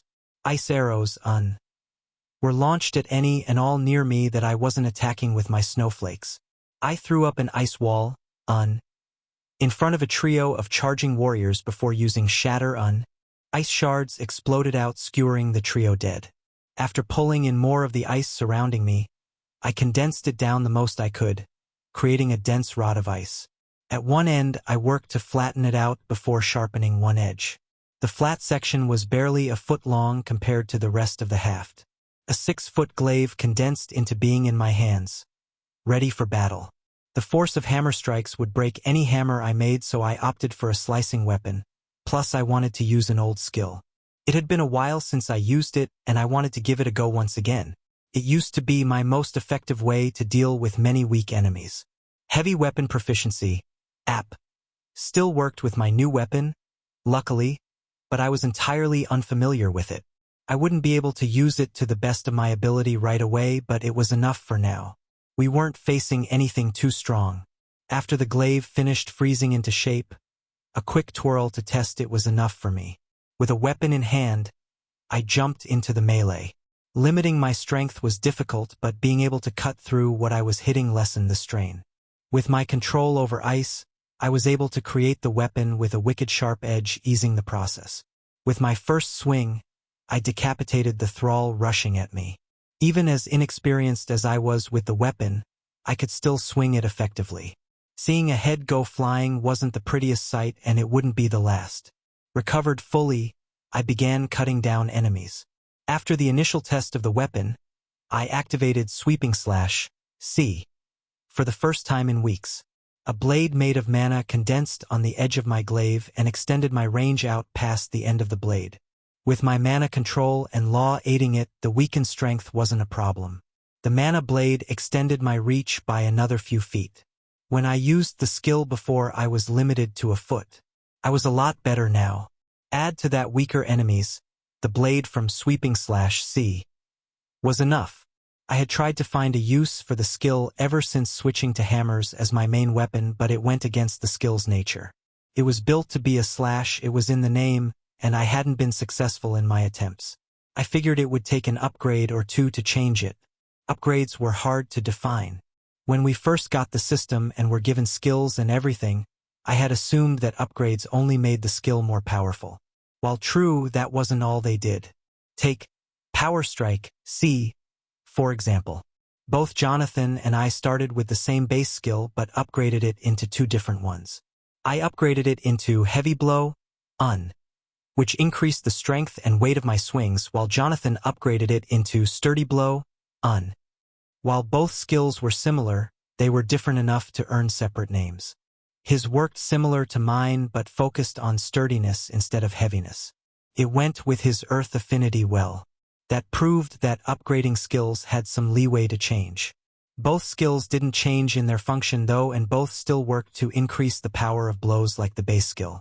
I wasn't sure how much I would be able to change Sweeping Slash C during an upgrade, but I would try nonetheless. Even though the skill was only common, it sliced through the defenders easily enough. The mana blade was slick with blood after the first kill and only got worse as the numbers rose. I hadn't been able to layer any skills onto the mana blade in the past, but that changed now. Frostbite, easily slid onto the mana blade from Sweeping Slash C. The mana blade turned a deeper blue and started giving wafts of frost into the air. The slash carried the frostbite effect deep into the gashes and worked to slow down any it hit. Usually, with my hammer, Frostbite injected ice mana into where I hit and slowed the affected body part. With Sweeping Slash C, the frost effect went only as deep as the cut did. If the cut was shallow, the effect was surface level. If the cut was deep, the effect penetrated deeper. With the strength I had compared to my foes, entire muscle groups were frozen and made hard to move. None had a law to defend or any decent defensive skills to stop it. My skill was free to do whatever it wanted. With so much practice with it, I mentally pushed the skill deeper into certain muscles, affecting entire limbs. With my control over the ice mana, it was trivial to invade their bodies and freeze them from the inside. Honestly, it was too easy. None of the warriors that charged me had decent skill with weapons, and their attacks were amateur. It was almost robotic in nature. No feints or tricks, only straightforward slashes and thrusts. Not all of the defenders were on the same level, and every once in a while, someone of worth would attack.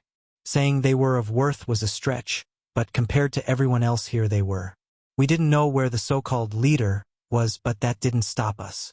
With the effect I had on the environment with permafrost and the ice flying around me, Austin went off into a different part of the camp.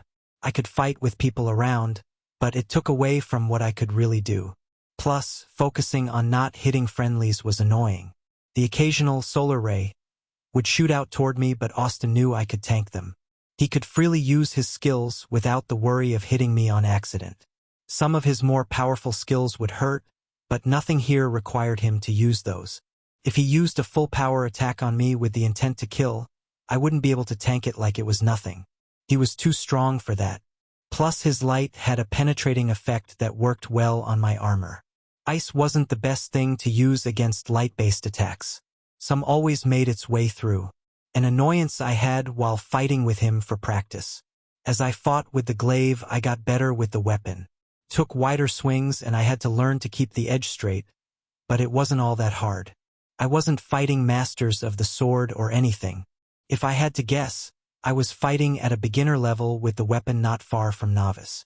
All of my experience with the hammer didn't translate directly, but they were both two-handed heavy weapons. When to attack and how to use the haft effectively were similar for both. The extra range from the glaive took some extra work to use effectively. The slicing motion took some getting used to.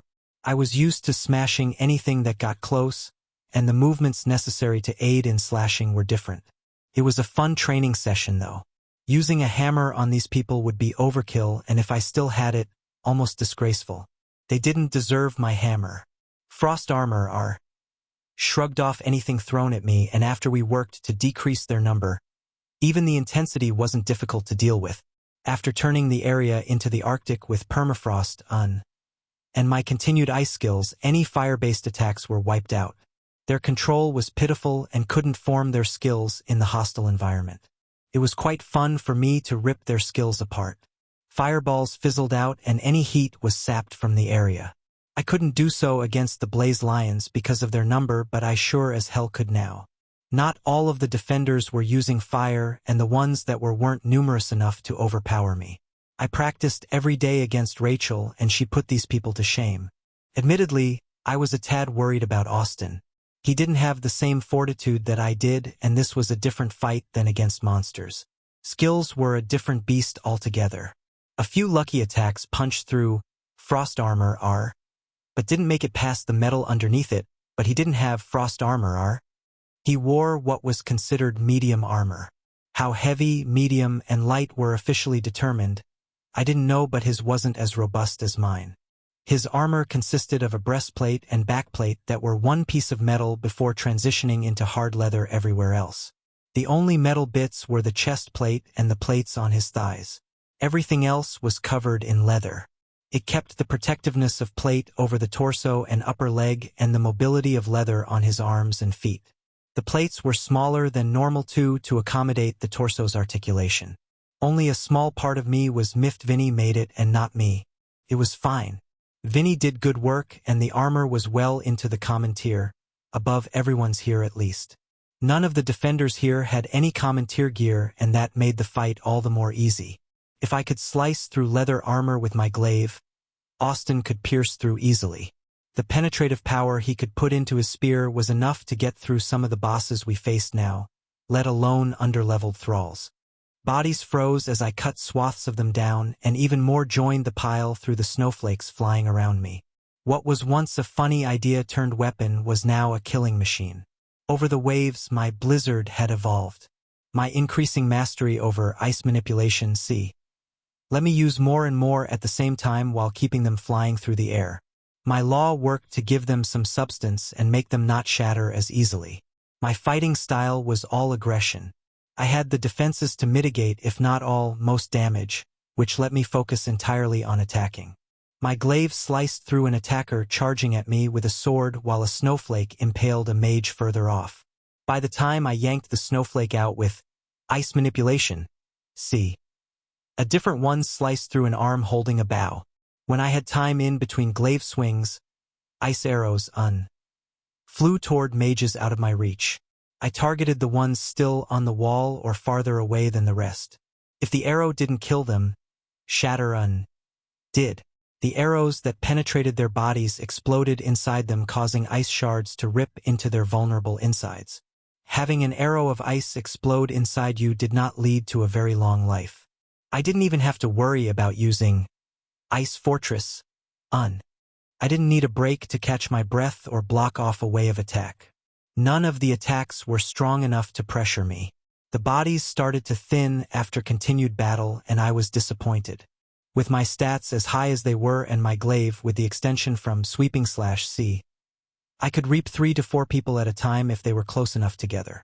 Clumps of people went down quickest, with the slowest being the people on the other side of the camp.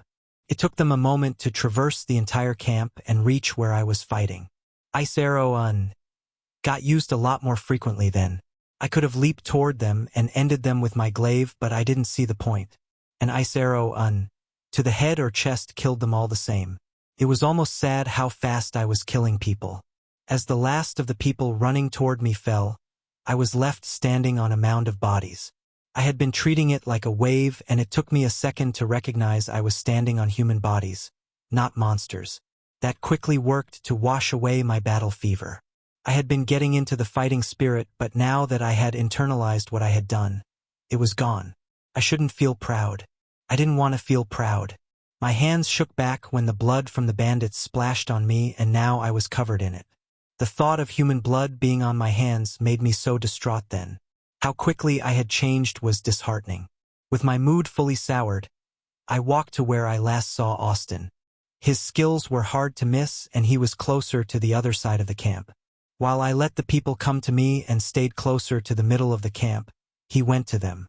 I hadn't seen any of his skills go off and assumed he was finished with his side. I was right.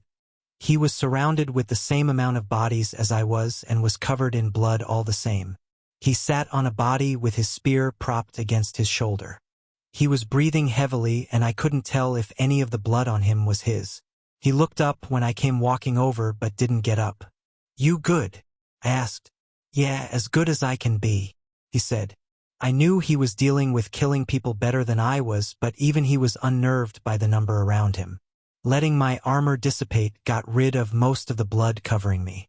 The only left after that was from the few splatters that got through cracks before it refroze, which wasn't a lot. Austin didn't have it so easy, and it would take a thorough washing to get rid of it. "My hammer broke," I said in almost a whine. Even after what we just did, my thoughts were on how it started. I wasn't deflecting what I felt now. "I saw that," he said with a small chuckle. I didn't say anything back. Austin looked around at the aftermath before slapping his thighs. "Well, time to loot the place," he said without an ounce of shame. How he went from unsettled to excited about looting the place astounded me. I didn't say anything though. Neither of us wanted to talk about it right now. "I bet I can find more stuff," was all he said before running off. I only hesitated for a moment before running off as well. The part of me that noted the blood and bodies wanted us to be more serious about it, but I killed that part quickly. Without the unseriousness and jokes, all that was left was the carnage, and that was no fun for anyone. It was his way of cutting through the feelings we were both no doubt going through. He had a way of turning serious situations into unserious ones, and I was glad for it. I didn't want to spend any more time here than we had to, and his competition worked to speed up the process. Chapter 88. Who I Am. Chris. Point of view. With our arms full of what we could carry, we trekked back to camp. There wasn't much value in the camp, but we took anything we deemed usable. For me, that was mostly gear and weapons. They weren't the best quality, especially after we had so carefully liberated them from their previous owners, but they could be melted down for material. My pack rattled and clanked from the numerous weapons I was carrying while Austin's was bulging at the seams. He took anything that wasn't nailed down and then some. Anything he thought might hold value was taken, and he looked comical carrying the massive pack on his back. You would think that we came prepared with sacks at the ready to carry loot home with, but you would be wrong. We had to scavenge the camp for backpacks and the like to even think about lugging anything back. Austin used a mismatch of different clothes all tied together into a massive sack. It was so big it wouldn't be out of place with Santa Claus carrying it. The loot we carried wasn't the only bounty we received from the camp.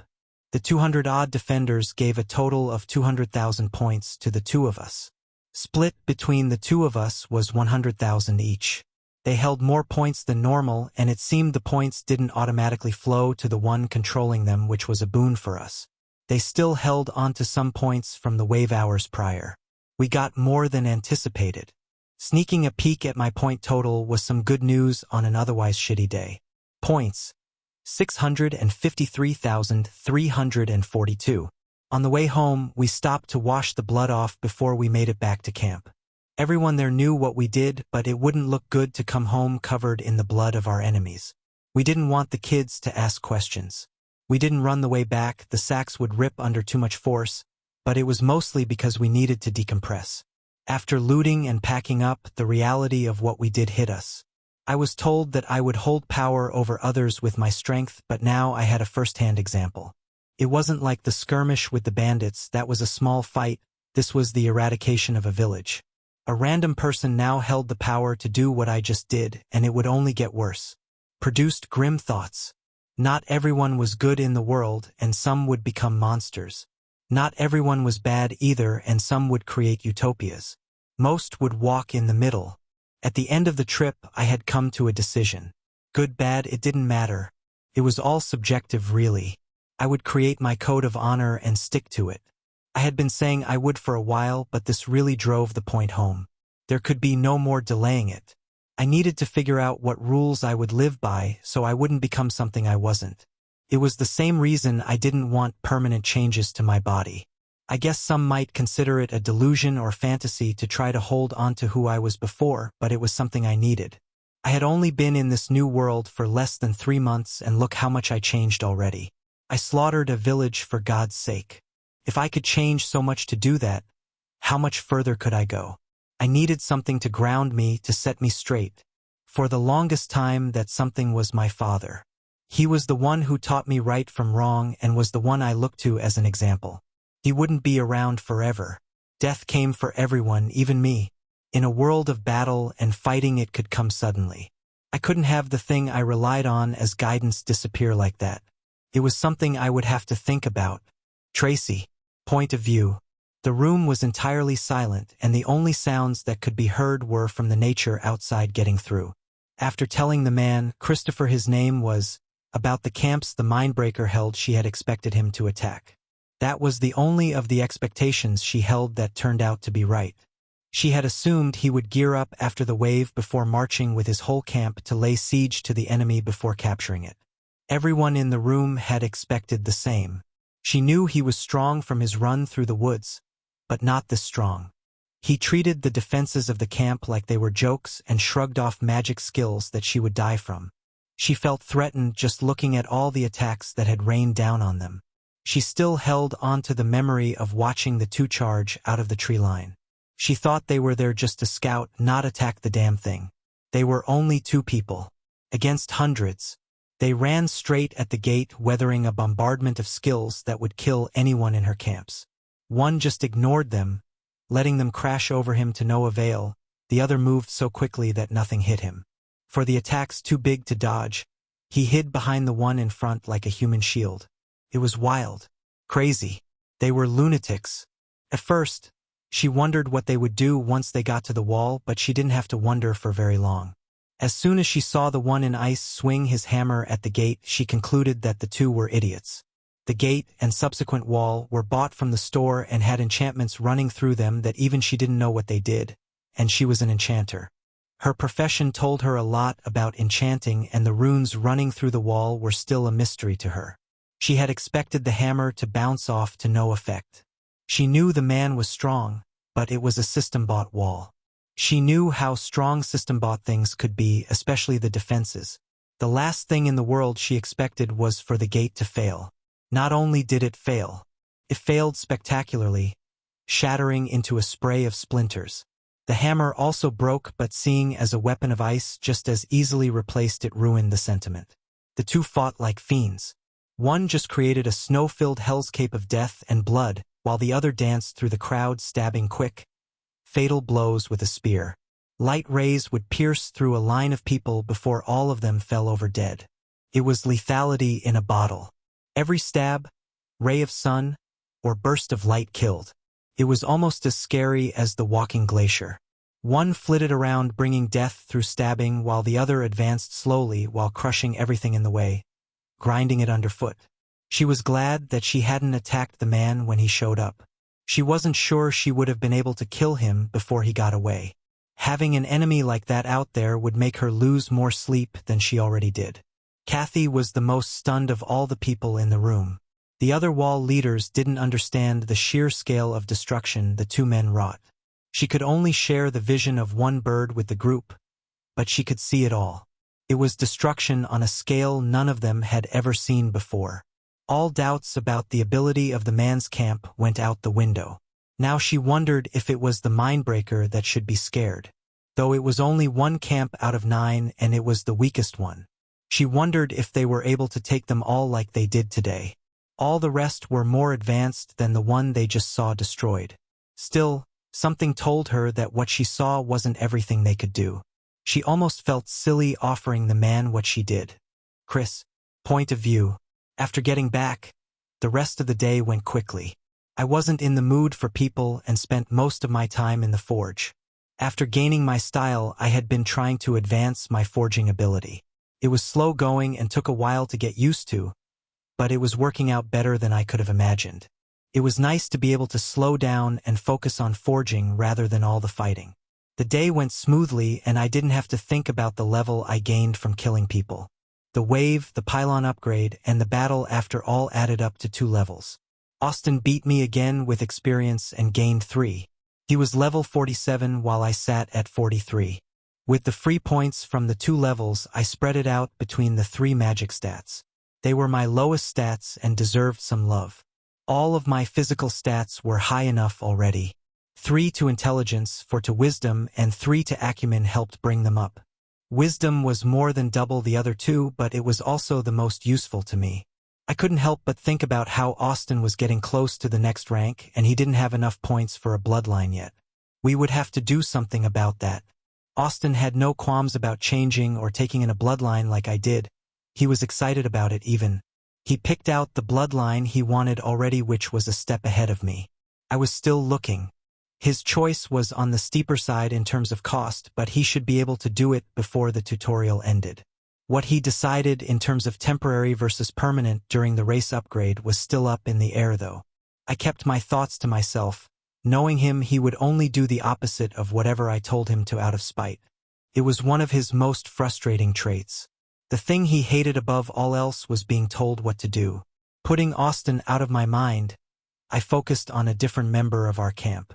With all the hectic activity the last day held, I didn't have the time to look into something I wanted to. While Austin and I were away, Jonathan managed to do something that greatly empowered him, and I wanted to find out what. Before the sun set completely, I sought the man out for the details. "Hey, Jonathan, you got a second?" He wasn't doing anything terribly important at the moment, which was why I approached him about it now. "Sure, what do you need?" he answered. "I was wondering about what you did during the attack. I was told you formed a spirit anchor, but I don't know what that means." "Oh, that. I was wondering when you would come and ask me about that. Admittedly, I don't know much about it myself. What I do know came from the information Abby bought after it unlocked in the store," he said. I had heard as much, but I wanted to hear the details from the man himself. "What did it feel like? What did you do to get it?" I asked. It was the same kind of questions I was asked when I first formed my law. Being on the other foot now wasn't as fun. Spirit anchors are the first step along the spirit path of power, or so I'm told. As the spirit strengthens and gets larger through levels, evolutions, and experience, it needs something to keep it grounded and steady for future power spikes. Later ranks one can claim an authority using the spirit, and those hold a great amount of power. He cited from the information we bought. Authorities were like laws but different. Laws were grounded in the fundamental rules of the world. One couldn't gain a law of something that didn't exist. Authorities were different. We still didn't know the full picture, but it supposedly opened up the possibility of some pretty powerful abilities later on that a person could do. They also came with a downside. Without a strong enough spirit, using them was impossible. That was where anchors came in. The anchor is what works to bolster the spirit, keep it from getting out of control, ground it. It allows you to wield your spirit in battle without damaging it by keeping it anchored, hence the name. He continued, they were also the leading way to strengthen a spirit. Doing anything that aligned with your spirit worked to bolster it and make it stronger. Jonathan's anchor was about protecting people, so every time he did that, his spirit would get stronger. "Yeah, I know all that. I want to know what you did," I clarified. "I found out who I am. I dug into the center of my being and confirmed what I stand for and who I want to be. It isn't something you can do in a day," he said with a laugh. He knew I wanted to get a power-up before the next wave and worked to dissuade me from getting my hopes up. We continued to talk about it, but it didn't get any clearer. Going to bed, I couldn't stop thinking about it. Who am I? It was a question I was asking myself a lot recently. Chapter 89 Move. I spent most of the night and the following morning thinking about it to no avail. Jonathan's warning that it didn't happen overnight was proving true. My law came after a few hours of effort and a bit of insight, but forming a spirit anchor was proving difficult. Plus, I had other things to worry about. The 25th wave was coming in a few days and we needed to be ready for it. There was still something I needed to discuss with everyone before that happened though. Something that I had kept hidden. While I was talking with Tracy in front of her camp, she offered me the chance to merge factions. We could merge and join her camp, adding together the power of my family with the defensiveness of what she had built. It wasn't something I initially planned to entertain, but seeing her camp changed my mind. We had always said no to merging camps or letting people join us, but this time was different. Tracy's camp was a lot stronger than ours and could help defend against the waves better. We had strong people, but we didn't have the strong camp they did. Every time my family fought, we risked someone dying. Declining wasn't something I wanted on my conscience. At first, it was a matter of trust. We didn't trust anyone to join or for us to join others. We were all still feeling out the new world we found ourselves in. Now, though it was different, we could hold our own. I wasn't able to see the woman face to face, but I could tell I was stronger. I wasn't sure how, but I was. The feeling she gave off wasn't clear because of the spell we used to talk, but I would put her somewhere near Rachel's level. We had multiple people at that strength. If we were to join, we wouldn't have to worry about getting stabbed in the back as much. We would be able to fight the entire camp, especially at our full strength. The hardest part would be getting through the walls if we were to attack. But if we joined, that wouldn't be a problem. We would be let in. As bad as that sounded, I had no plans to attack the woman. We had our hands full as it was with the waves. We didn't need to add conquering other pylons into the mix. Also, it seemed that Tracy understood that. She was focused on surviving the waves rather than trying to conquer. I could respect that. It was just a thought I had when thinking it over and one of my many worst-case scenarios. The only thing holding me back from saying yes right away was asking my family about it. And a more selfish reason, but I squashed that quickly. Selfishly, I didn't want to give up our pylon. It was our home, where our family fought and died. Just giving it up felt wrong, like admitting defeat, let alone the penalties for doing so. We weren't certain how the tutorial worked, but at the end of the 3 months we were supposed to receive rewards based on performance. Losing control of the pylon we claimed seemed like it would be a hefty demerit. Thinking about the reward was something I killed quickly. It wasn't even worth entertaining. I would do what helped my family most, prizes be damned. The decision wasn't something I could do on my own. It affected more than just me. Abigail would lose access to her profession as she was the town mayor. I wasn't sure how losing the pylon would affect that, but it couldn't be good. Gathering everyone before breakfast wasn't hard, and as soon as we were all settled around the table in the keep, I told them the offer. It went over in a mix of confusion and them asking clarifying questions. What did the camp look like? Who was the leader? How did everyone look? Most of the questions were focused on the state of the camp, but the condition of the people was brought up as well. I told them everything I knew, which was less than I would have liked, and everyone took a second to think it over. I don't like it. Austin was the first to give his answer. It wasn't an outright refusal, just his feelings on the matter. He was probably thinking along the same lines I was and felt like we would be giving up if we moved camps. The idea has merit, my dad said from his spot at the table. Sam nodded to that without saying anything. Abigail was too busy in her own head to answer right away, which left Hal. It's what is best, Hal stated. I know it is. Doesn't mean I have to like it though, Austin muttered. Abigail finally came out of her introspection and added to the conversation. It would help in so many ways. We wouldn't have to worry about the waves as much. We could focus on more things than just surviving. The weight off our shoulders alone would be worth it, she said.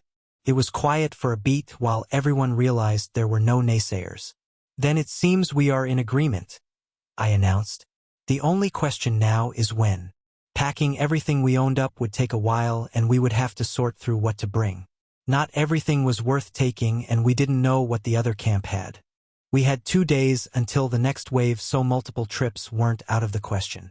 It would take me 4 hours to reach the destination, and that was running at top speed. It would take most of the day to travel there with everyone as a group. That was one of the reasons I didn't bring it up before the 24th wave. It would have taken too long to get everything together to move with the hour or two we had before the wave by the time I got back. I was lucky no one died, or it would have been partially my fault. Abigail immediately went off to catalog everything we would need for the trip and went about making sure everyone knew about the move. People took the news as well as can be expected. There was the underlying feeling of defeat, but there was hope blooming in people's minds. I didn't hold back any information and told them of the powerful camp we were going to. The thought of protection and the slight lessening of worry that hung around since the start was a huge weight off everyone's shoulders. It worked to quash the feeling of uncertainty everyone had. We were going to an entirely new place with what were complete strangers. If that didn't raise at least some unease, there was a problem. I would admit that I had a slight feeling of tension and anxiety, but it was easy to get over those. This was what was best for my family. If it turned out to be a problem when we got there, I would deal with it then. At that thought, I added another thing I needed to do: remake my hammer. While using the glaive was all well and fun, it wasn't my hammer. I had gotten comfortable with the weapon and was averse to changing that. The glaive did well against the low-level people we fought at the camp, but it wouldn't hold up against the tough bodies of the monsters during the waves. Sweeping Slash, C. Produced a weakened mana blade that wouldn't be able to get through, and the blade wouldn't slice as well. Plus, the glaive didn't leverage my monstrous strength quite the same. My hammer was made for crushing and pulverizing, utilizing my strength to the fullest. The glaive wasn't. I had a few ideas about the new weapon I was kicking around in my head, and I couldn't wait to try them out. What came first, though, was getting everyone packed up. We had 2 entire days to move, but slacking now would only delay our departure. Another reason I put off telling everyone about the offer was because my revenge was put on hold. I couldn't go and attack the Mindbreaker if I was here helping with moving. It was a delay I would accept. My family came first, and putting off my revenge was easily done. Putting it off did not mean I would forget. No, that wouldn't happen. The move came at the perfect time, though. The 25th wave was next, and I wasn't sure how it would go. It should be the wave all 4 directions were assaulted, but that wouldn't be all. Just adding another direction of assault wouldn't be all it did. The tutorial only had 5 more waves to try and kill us. Only adding a direction wouldn't be all it did. It was the main reason I agreed with the move. I felt we were in for a sharp incline in difficulty in our remaining days here. One that I wasn't sure we would survive alone. The camp was packed, and only non-important things were left lying around. Most of the buildings had to be left behind. Vinny's and my forge would be left behind. The leatherworker's shop and Scott's carpentry building abandoned. Took most of the day, but people were ready for the move. We would begin in the morning. After the decision was made, I worked to make Tracy aware of my answer. I knew she used birds to scout, so I made it clearly obvious to any aerial point of view. A giant arrow painted into the ground outside was hard to miss. At the end of the arrow was a poster that declared my intent. It was short and to the point. Even a bird would be able to read it. I accept. Coming tomorrow. After everyone was as prepared as they could be and full from dinner, I snuck Jonathan away to work on something. I didn't want to bother Scott with making something, and I wasn't sure if he would even be able to. He was a high-level carpenter, but he wasn't E-rank yet. Spending points while I was saving up for a bloodline hurt, but it was necessary. The main problem with my hammer was that the shaft couldn't handle the strain. The weight of the hammerhead and the speed I was swinging it around at was too much for the shaft to handle. There was no flex or give to the ice to help deal with the load. It was too rigid and shattered when it reached the failure point. Something I would remedy. With a wooden shaft, it wouldn't be as likely to break. I would coat it in ice in places and make the hammerhead out of ice, but the shaft itself would be wood. I thought about using metal but decided against it. I felt that wood was the better choice. If wood broke as well, I would move to metal. I chose wood mainly because it was cheaper. While I skimped on points by choosing wood instead of metal, I picked the best wood I could.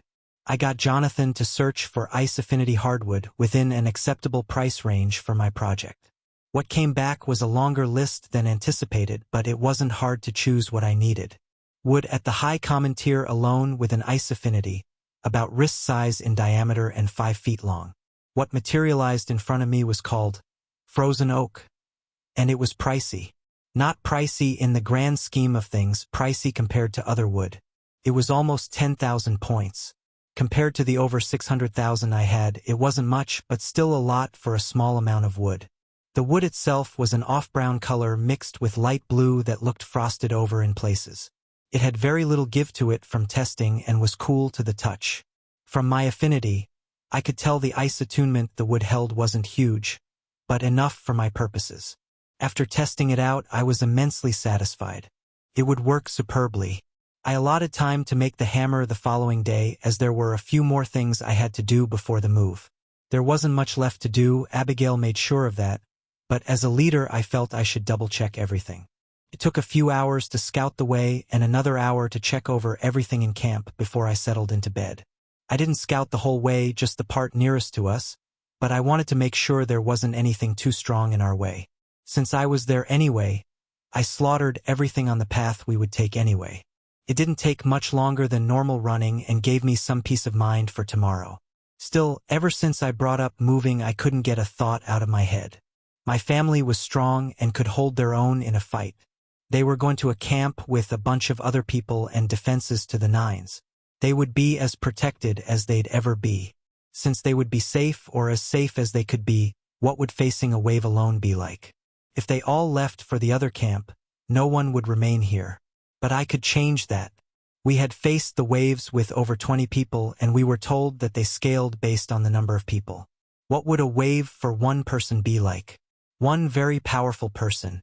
It was a thought that had been gnawing at me all day.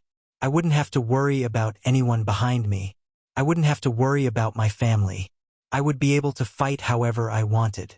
It would be dangerous, sure, but what wasn't? If I survived, I would be stronger.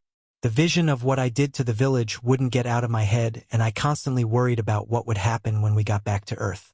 Would I be strong enough to defend against someone who tried to do that to me? There were billions of people on Earth, and thinking I was the most powerful person was lunacy.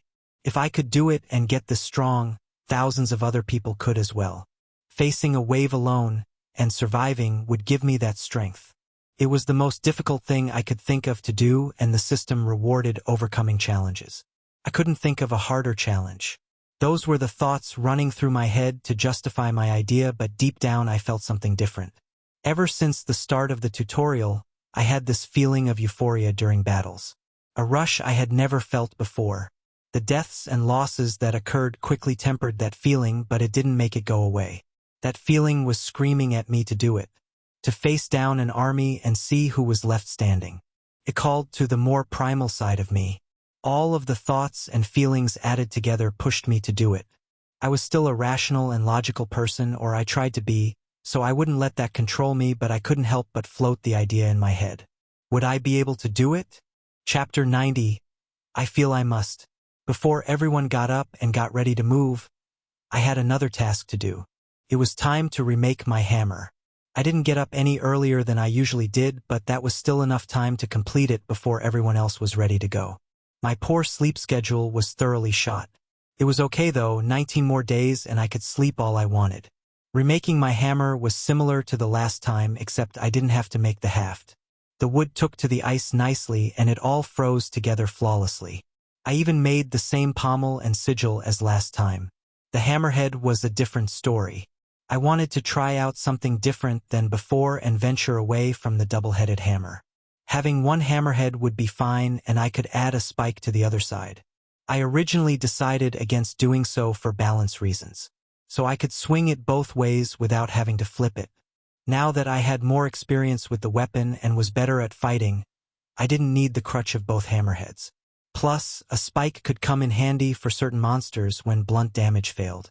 I had thought that if I ever needed anything other than blunt damage, I could make something else out of ice on the spot, but that was short-sighted. The process of molding the weapon and saturating it in my law and mana made it stronger than just doing it on the fly. My hammer would have broken long ago if that wasn't the case. My trip to the mountains, which had once taken half a day, only took an hour. Most of the beasts in my path ran from me, and the ones who stayed didn't take long to defeat. I was used to fighting armies of the things.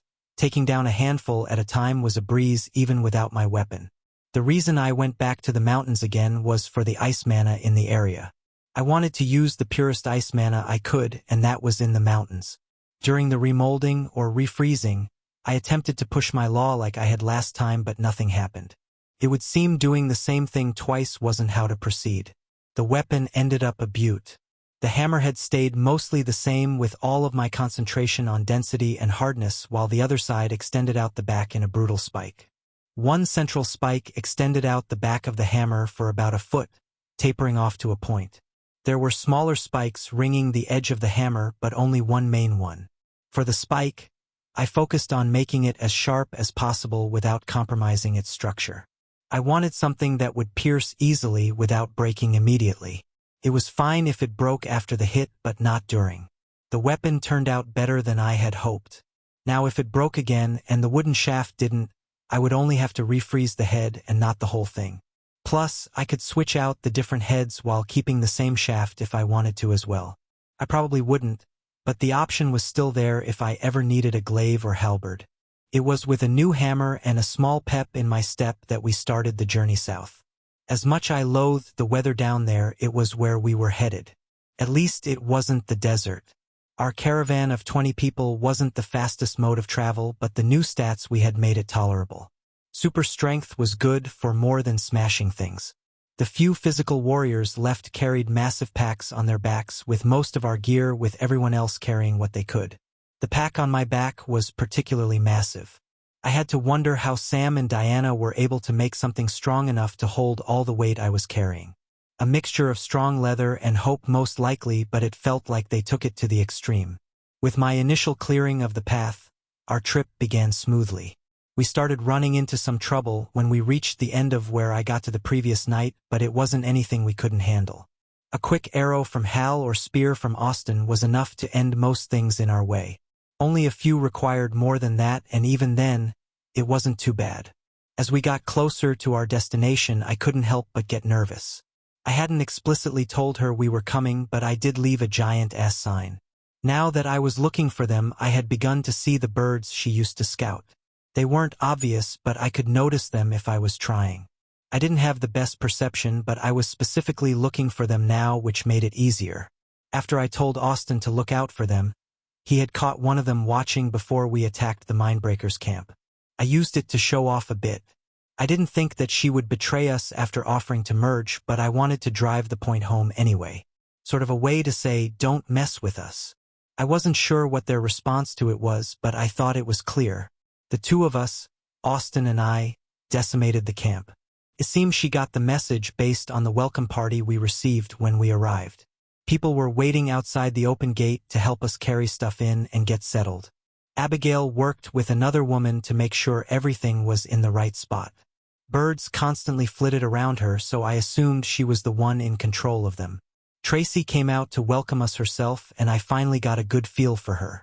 With more clarity, I could tell that she was slightly ahead of Rachel in terms of strength. After Jonathan's power-up from his spirit anchor, he was third strongest behind Austin and I. Tracy would fall behind Jonathan and ahead of Rachel based on what I could feel. The new feeling of how strong someone felt was still inexperienced, and I didn't trust it completely. I didn't even know what it was I was feeling exactly either. After we were directed inside, Tracy broke off to speak with me. "I didn't expect you to agree," she said to start. "Do you not want us here?" I asked. No, nothing like that. I just didn't think you would abandon your pylon given your strength is all." She clarified. So she did see it. That was good. Seeing was believing, so they say, and now she would be more wary of trying something nefarious. "It's what is best for my family.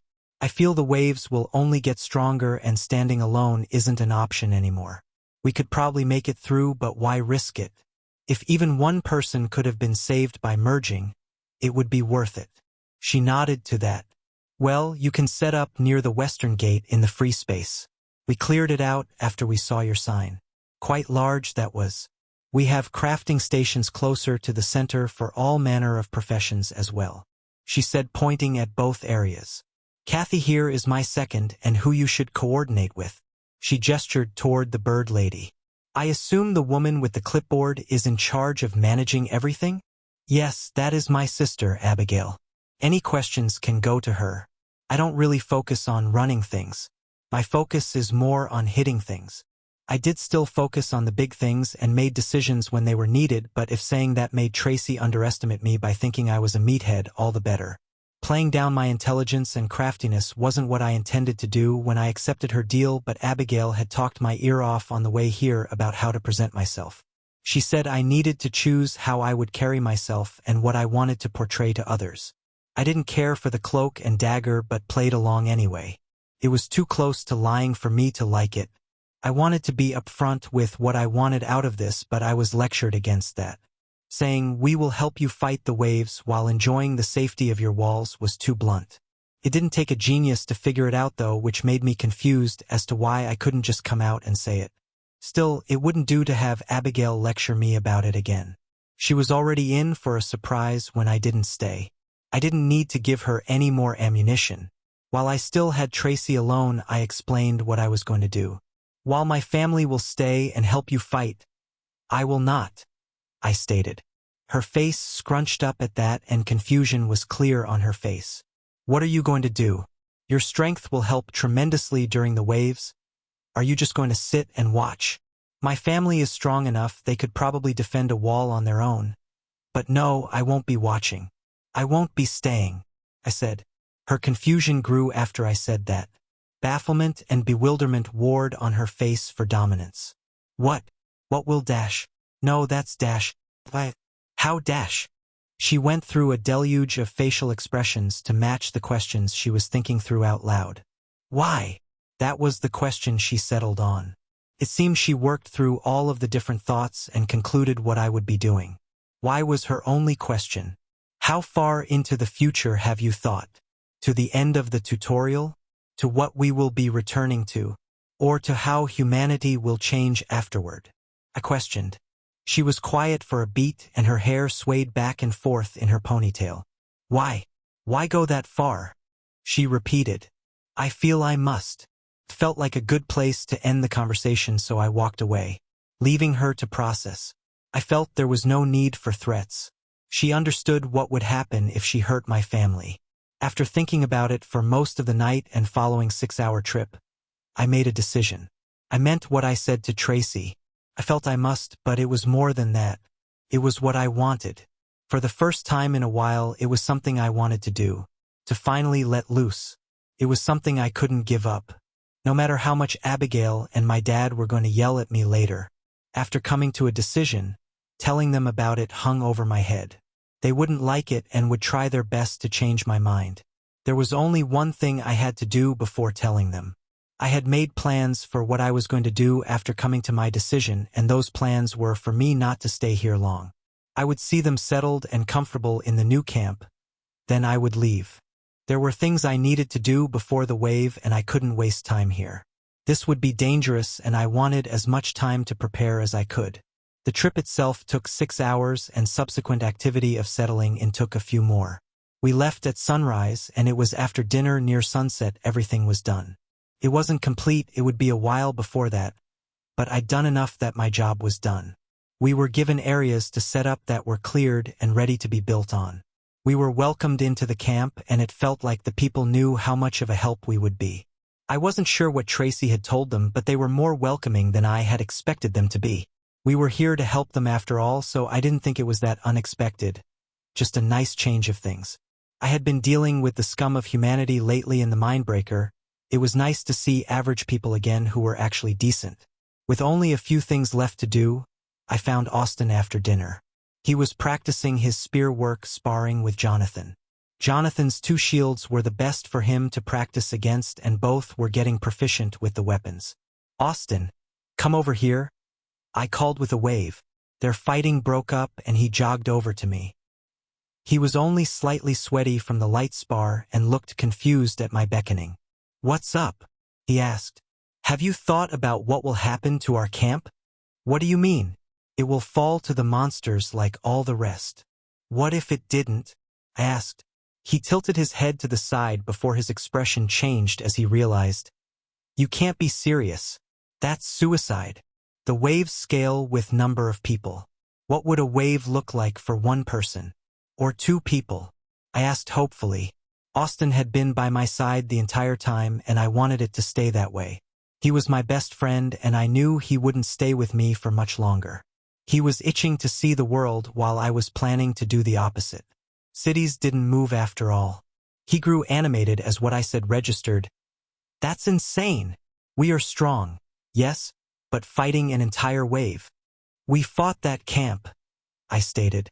That's different. They were low-leveled and couldn't even think for themselves. You're talking about a wave of monsters with the specific purpose of killing all defenders. The back and forth continued, and we were getting nowhere at this rate. My mind wouldn't be swayed.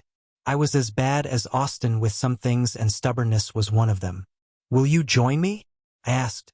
Nothing more needed to be said. He understood what I was asking of him. His internal fight was easy enough to see as it played out, trying to rationalize and feel out the possibilities of what I asked. His mind whirled to work through all the information. It didn't take him long to come to a decision, and it wasn't the one I wanted. A look of resignation fell onto his face, and he looked slightly crestfallen. It wasn't a look I had seen from him before. I can't, he huffed out, almost defeated even. I have tried my best to keep up with you, but for this, I can't anymore. I don't have the defense you do, the stats you do, nor the survivability. For as much as I enjoy the fight and challenge, I need to be realistic. All it would take is one bad hit. One mistake and I would die. I can't risk it. He seemed sad that he had to admit it. Hearing my friend say that I wanted to challenge him, say it would be fine, say he was strong enough, but I didn't. This was his decision, not mine, and I needed to accept that just the same as he needed to accept mine. Dragging him along anyway would do more harm than good. Literally. That's fine, my friend. I clapped him on the shoulder. In that case, watch over everyone here. I trusted Jonathan and Rachel to do it if you came with me, but now I won't have to. You are more than enough to protect everyone while I am gone, I said. Are you leaving now? Austin asked. I have one more thing to do, but yes, I'm leaving tonight, I answered. In that case, goodbye and good luck. You're going to need it, he said before muttering, You crazy bastard. I stuck out my hand for him to shake. It isn't goodbye. I'll be back. He took my hand and said something we hadn't done in years. Live with honor, he said with a smirk on his face. It took me a second to recognize what he said and think up the other half of the quote. Die with glory. I finished and we shook before breaking apart. Walking away like that made me laugh. I wasn't sure how it started, but it was back when we were both in high school. It was some game or movie at the time, and after hearing it I clung to it like most kids that age did. They found an aspect of a TV show or movie they liked and incorporated it into their personality for a time before moving on to the next. Everyone, at least I did, loves the heroic last stand. When a warrior turns to face his end and fights gloriously. The 300 from history. The last stand of knights and warriors alike in fantasy. Gandalf and his You Shall Not Pass. I didn't know what it was that made me love them so much, but I did. That saying was from something like that, and it had stuck with me ever since. Austin made fun of me for it, but I didn't care. It was why he said it now. I was going off to fight alone. One against an army. Just like in the stories. Live with honor. I would try my best not to, but dying like that didn't sound so bad. I would die gloriously at least.